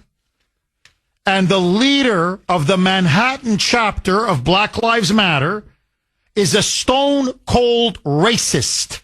His name is Hawk Newsom. Now, talk about glorifying violence. Talk about preaching hate. Listen now, all of you, you got to hear this, okay? You tell me if there's one Trump supporter, one MAGA supporter, one conservative who has ever said anything coming close to this. This is Hawk Newsom speaking right after the Daniel Penny not guilty verdict. Listen, and this is the top guy of Black Lives Matter in Manhattan. Roll cut 12, Mike. Just like everybody else has vigilantes, we need some black vigilantes. That's right. People want to jump up and choke us and kill us for being loud. How about we do the same when they attempt to oppress us? Right. I'm tired. Tired. I know y'all looking for us to be like, oh, go and march. Go and march. No. This weekend, I want you to hold a community event everywhere from the Bronx to Houston to Seattle to Florida. Black people hold community events and talk about what you need. They're calling for retaliation. They're saying, go kill some white people. And Sandy was in my ear as the cut was playing, and she's 1,000, not 100, 1,000% correct. She said, since when? And that's what Jordan Neely did. Since when is menacing and threatening people to kill them on a subway? How's that being loud? That's not being loud. That's posing a threat to people's very lives. And by the way, just for the record, the fact that Jordan Neely is black is irrelevant, and I'll tell you why it's irrelevant for many reasons. In 2015, he was arrested for kidnapping or attempted kidnapping of a 7-year-old girl. That girl was black. This guy was convicted of assaulting and mugging a young black woman. I believe this was in maybe 2011, 2012? Most of his victims were black. He's just a thug, man. A drug-addicted, homeless, probably mentally ill thug and a career criminal. And by the way, there were blacks on that train. He was menacing them. I believe the mother with the stroller, correct me if I'm wrong, was black. And she said I was petrified. I thought he was going to kill me and my baby. So what does the fact that this guy's black have to do with anything? Now, Bruce, I haven't forgotten you, I promise. Now, this is the co-founder of BLM in Manhattan. Now, it's Chavana Newsom. I don't know if it's his sister or his wife. Okay, so forgive me. I suspect it's his wife, but if I'm wrong, forgive me. Anyway, it's either the wife or the sister. Okay, family. In some way, family. Listen to this. Roll cut 12A. Mike. America has no moral code. America has no soul. Once we saw those non-white jurors, we knew that this case was over. These wonderful white people, I hope they celebrate their Christmas while the Neely family is praying and asking God for comfort. God them and God America. And you're going to tell me that the hate, the extremism, the violence is coming from the right? Bullcrap. Come on. It's bullcrap. And that's right there on the steps. So they're openly calling now. They're saying white people need to be choked and killed so they know how it's feel like, what Jordan Neely felt like. They now need to know what it feels like. And you're going to tell me there isn't a problem on the left with violence? Are you serious? Bruce, final word to you, my friend. So Luigi there that shot that poor guy, and he kept the gun and the silencer and the ammo. And where was he going next, Jeff? Shouldn't he have just left the gun and took the cannolis?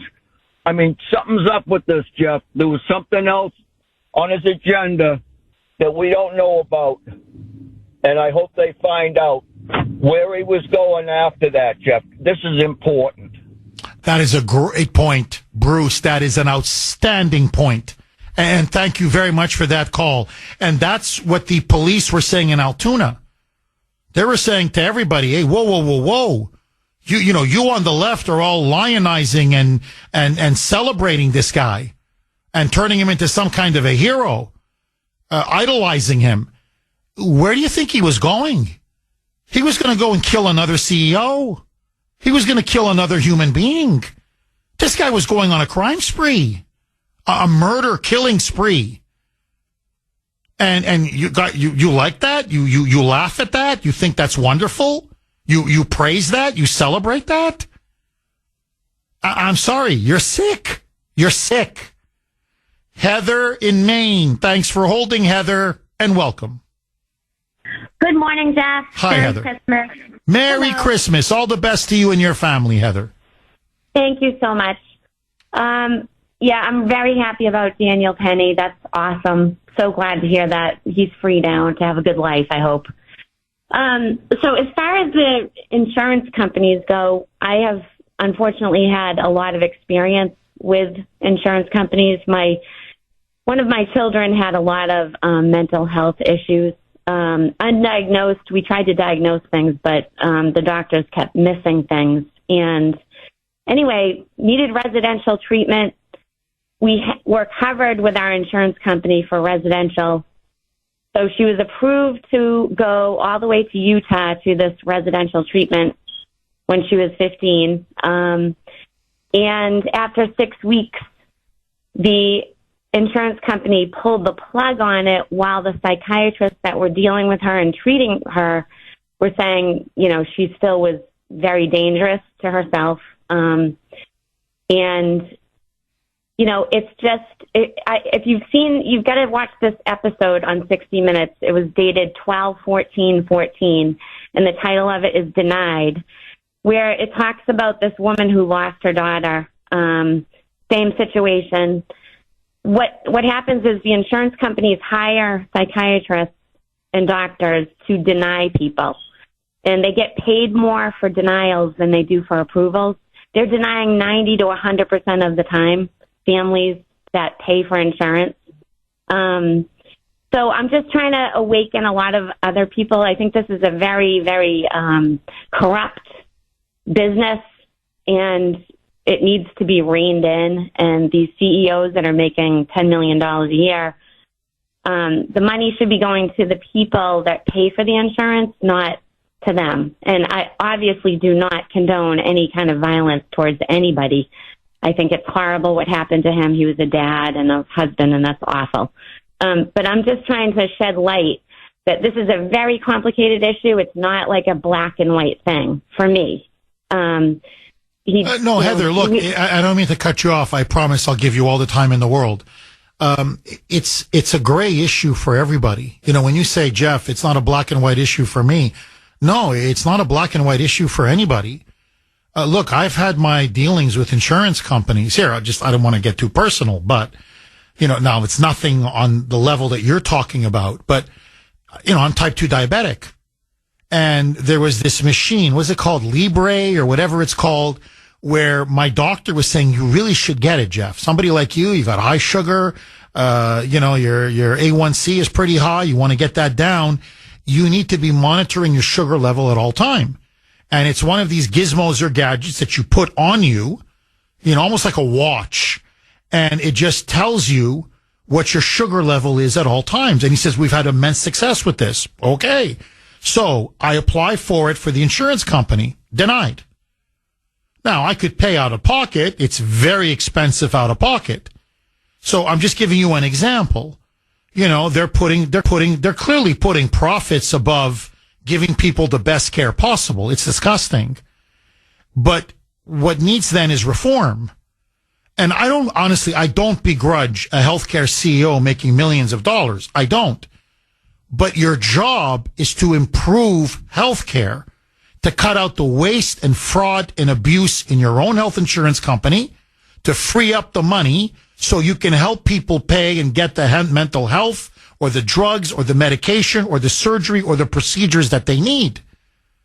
Instead, they see it as their mission, just maximize profit and their own bottom line at the expense of everybody else. Am I wrong, Heather? I totally agree with you. It was a full-time job for me. Heather, please hang on. I'm going to come right back to you, okay? Because you're making a very important point. These healthcare CEOs, they got to start looking at themselves in the mirror. Nothing justifies shooting them. But I mean, why are you so hated?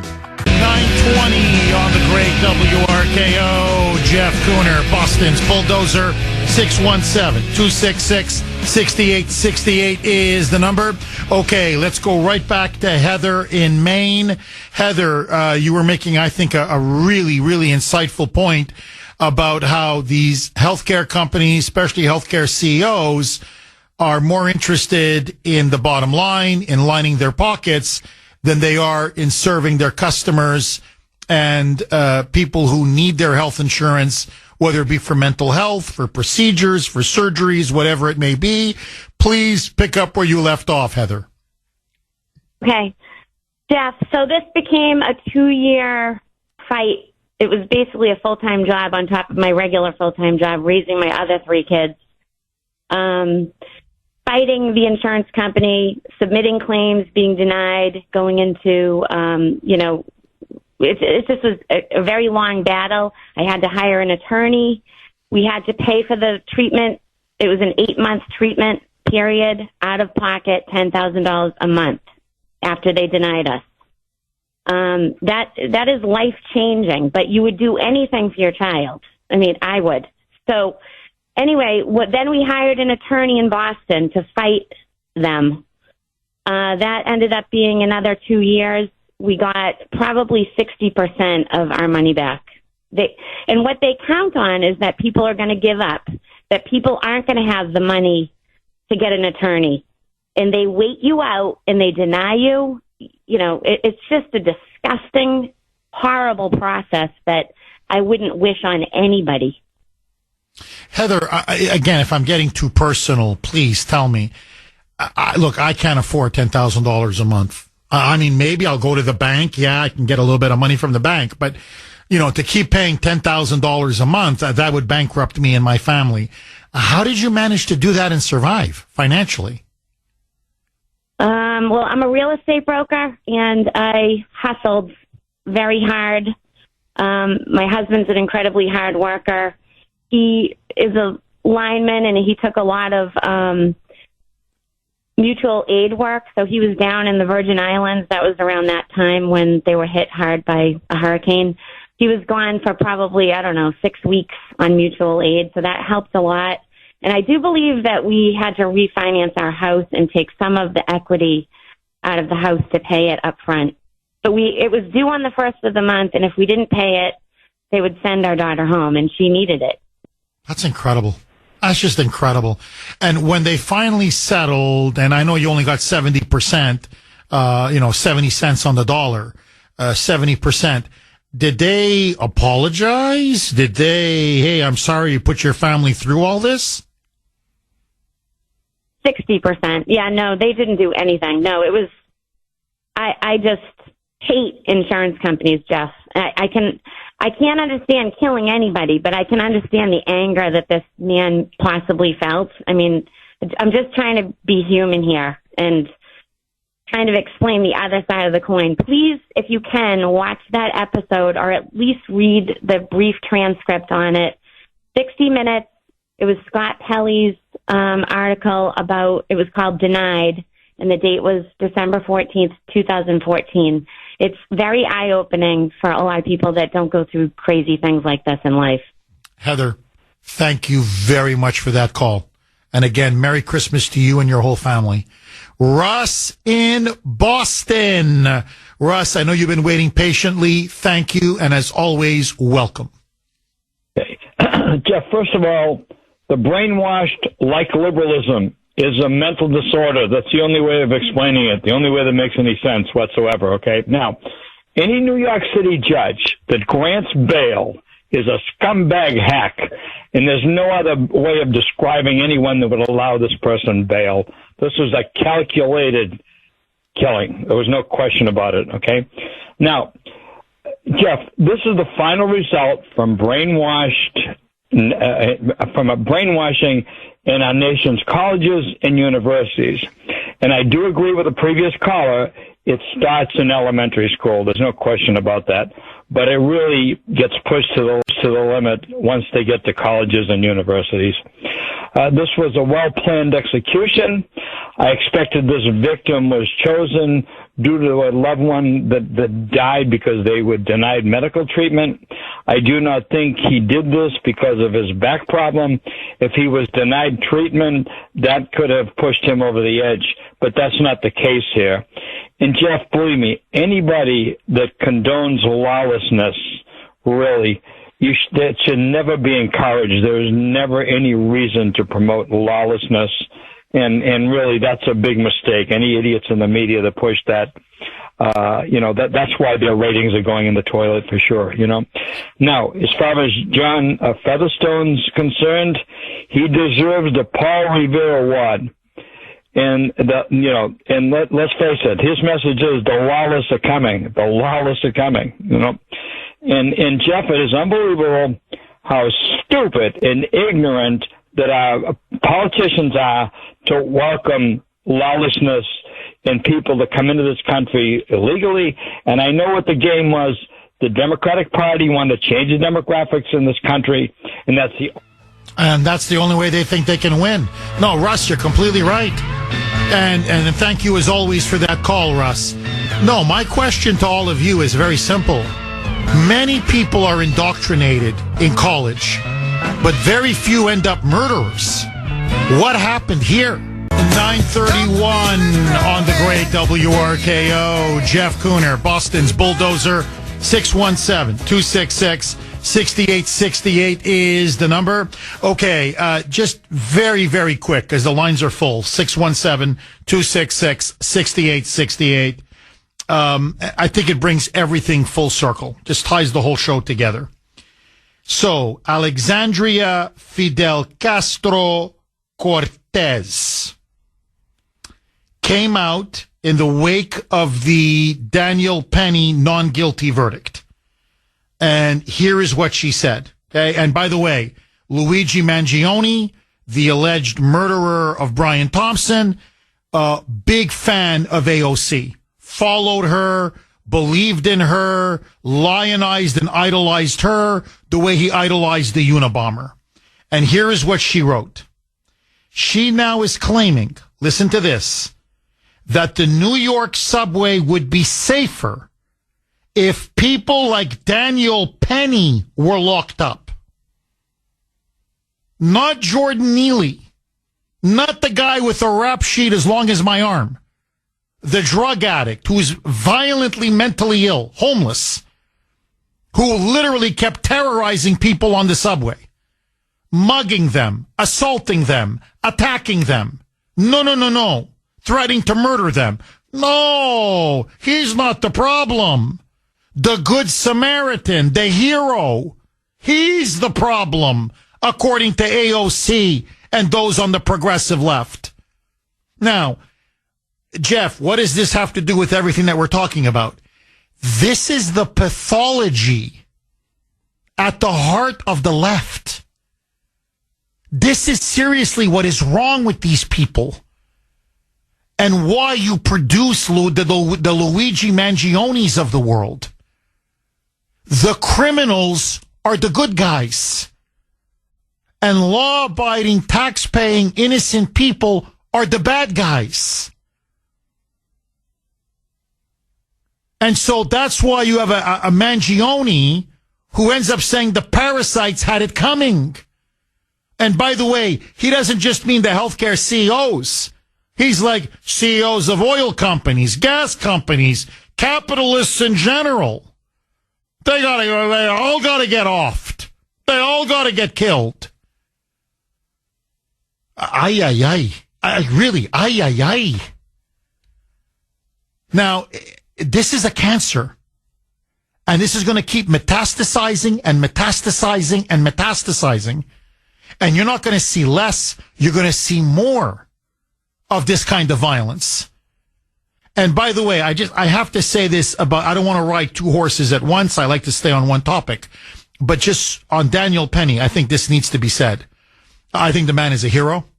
I think what was done to him was disgusting and despicable. He never should have been tried. This should never have gone to trial. Ever. Ever, ever, ever. You need any more reasons to despise Alvin Bragg and have him demand his resignation after what he did to Trump. Just look at what he tried to do to Daniel Penny. And the reason why he did it, and I think in this sense, I think he succeeded, unfortunately, is he wanted to deter future actions like those of Daniel Penny on trains or subways or in New York. He's basically saying, we're going to do everything we can to protect the criminals in our midst. So if you're a good Samaritan and you think you're going to help innocent people on a bus or on a subway or on the street or whatever, you better be very careful because we're going to come after you, not the criminal. No, not the wannabe mugger and murderer. No. You, the innocent good Samaritan. And the effect of this trial, this is my fear. And look, I'll tell you, I know how I feel. I'm like, I don't need this. What is it, almost a year this trial, this case went on? In fact, a year and a half? What am I saying? What year? Year and a half? Tried, by the way, in the media. The media owes Daniel Penny a massive apology. They tried him in the media, and they basically burned him at the stake. They called him a racist. They called him a white supremacist. They called him a vigilante. He's a bigot. He's a bigot. And it turns out the man is the exact opposite. You had 11 witnesses that went on the stand in his defense who were in that subway train. 9 of the 11 said, I was afraid for my life. Black people, Latinos, Asians, whites, obviously some, but it was overwhelmingly minority, saying this man is a hero. You had, I think it was a black woman with a baby, saying, I thought Jordan Neely was going to kill my child. And it turns out he's been completely vindicated. And the problem is him. The good guy is the problem. Everything is upside down. Everything is inverted. And that's how you produce a Luigi Mangione. He comes in normal. I want you to think about this. You shell out, what is it now? Mike, Sandy, what would you say? University of Pennsylvania? What are we looking at tuition? $60,000, $70,000 a year? Easy, Ivy League? Throw in books, throw in room and board, throw in the meals at the cafeteria. You're looking at what, 100,000? Right? Am I off? Probably by maybe a few $1,000. All right, $63K for tuition. Okay? So that's what Mike told me, University of Pennsylvania. So throw in books, throw in room and board, throw in the cafeteria, the meal plan or whatever. You're looking at what, $80,000, $90,000? So you're going to spend what, 4-year program, $350K? You're out $350,000. And they turn you into Bernie Sanders. What Bernie? Bernie's civilized. They turn you into Ted Kaczynski. They turn you into Vladimir Lenin. I'm serious. Lenin would do this. He would write manifestos and, this guy's a parasite. Kill this guy. Kill that guy. Kill this guy. So $350,000. And your kid comes in either normal or semi-normal, and leaves a murderer or a wannabe revolutionary and murderer. We can't just stand by passively anymore and allow this to continue to happen to the media, to college campuses, to our culture. The radical left must be purged. Or else I'm telling you, this is going to continue. And it's only going to get worse. 617-266-6868. Agree, disagree. Jill in the great state of Maine. Thanks for holding, Jill, and welcome. Well, I love you in a non-sexual way, and my phone's about to die. So go, Jill, go. Crazy leftist. I just can't believe it. Insurance. I did medical billing for a doctor, so I saw it on that side. But also, and I won't mention the name of the company because I probably shouldn't, but when my husband was dying of cancer, brain cancer, they covered everything for almost 3 years, including MRIs. The standard of care was every 3 months, and they approved it for every 2 months, like the Duke doctors wanted. So I've got to go before my phone dies. So, Thank Jill, you, but your final point is you're saying let's not completely bash the health insurance companies because sometimes they do honor their commitments, correct? Back then, maybe, but this was 14 years ago, so That's changed. a good point. Yeah, that's a good point. Thanks, Jeff. Love you guys. Thank you, Jill. And by the way, this greed that I think really is going to destroy us in the end, it's just getting worse. It really is. It's just getting worse. I mean, you ask honestly, Jeff, what's changed? We're just becoming greedier. Look here, I don't like to mix sports and this show. I'm not a sports guy, but when it comes to culture, there's this baseball player called Mike. Is it Juan Soto or De Soto? Okay, Soto. Okay, New York Yankees player, phenomenal player, great player. There's no question, highly talented. Anyway, there was a bargaining war for him now, a bidding war, because he's a free agent. The Yankees wanted him. The New York Mets wanted him. Long story short, he's so wanted, he now got a contract. Listen to this. He's a baseball player. $765 million. Let me repeat that. You say, come on. No, Jeff, you mean $765,000. No, $765 million contract. You throw in endorsements and speaking engagements and everything, commercials, and he's almost $1 billion. Now, I'm not a socialist. You want to pay the guy $765 million. It's a free country, man. But I'm sorry, the guy's not worth $765 million. It's obscene. Again, you want to pay him, pay him. But I'm sorry, it's just the greed. It's the money. Now, why do you think they have a steroid problem in baseball? If you're paying people hundreds of millions of dollars and you're the owner, you're looking at it and saying, hey, buddy, I didn't just put $765 million in your bank account. You better produce on the field. So what I'm saying is you can see the greed, the avarice. It's just eating away at everything, and including healthcare. I mean, again, how much is enough? How much do these CEOs have to make, for God's sake? More next. 9:50 on the great WRKO. Jeff Kuhner, Boston's bulldozer. Anthony in New Hampshire, the live free or die state. Thanks for holding, Anthony, and welcome. I was listening to BLM yesterday across from the courthouse, trash the white jurors and trash America. Need I remind the Sharpton twins that BLM raised a lot of money off the backs of a lot of white people who donated millions of dollars. What they should be doing is going back to the leadership at BLM in the beginning when that money was supposed to go help people like Jordan Neely and their brothers and sisters, but instead it helped them get mansions and extravagant lifestyles. If those people didn't have racism to fall back on, they'd have nothing. Now you got, what's his name's, Jordan Neely's father out there. All of a sudden, he comes out of the woods crying about his son that he had nothing to do with for decades. I'm sick of these people. It's over for them. Oh, Anthony, brilliant. Absolutely brilliant. And Anthony, please don't take my word for it.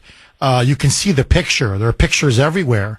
When Daniel Penny is on the ground, right, and he has Jordan Neely in a kind of stroke hold position, he's actually being assisted by a black man.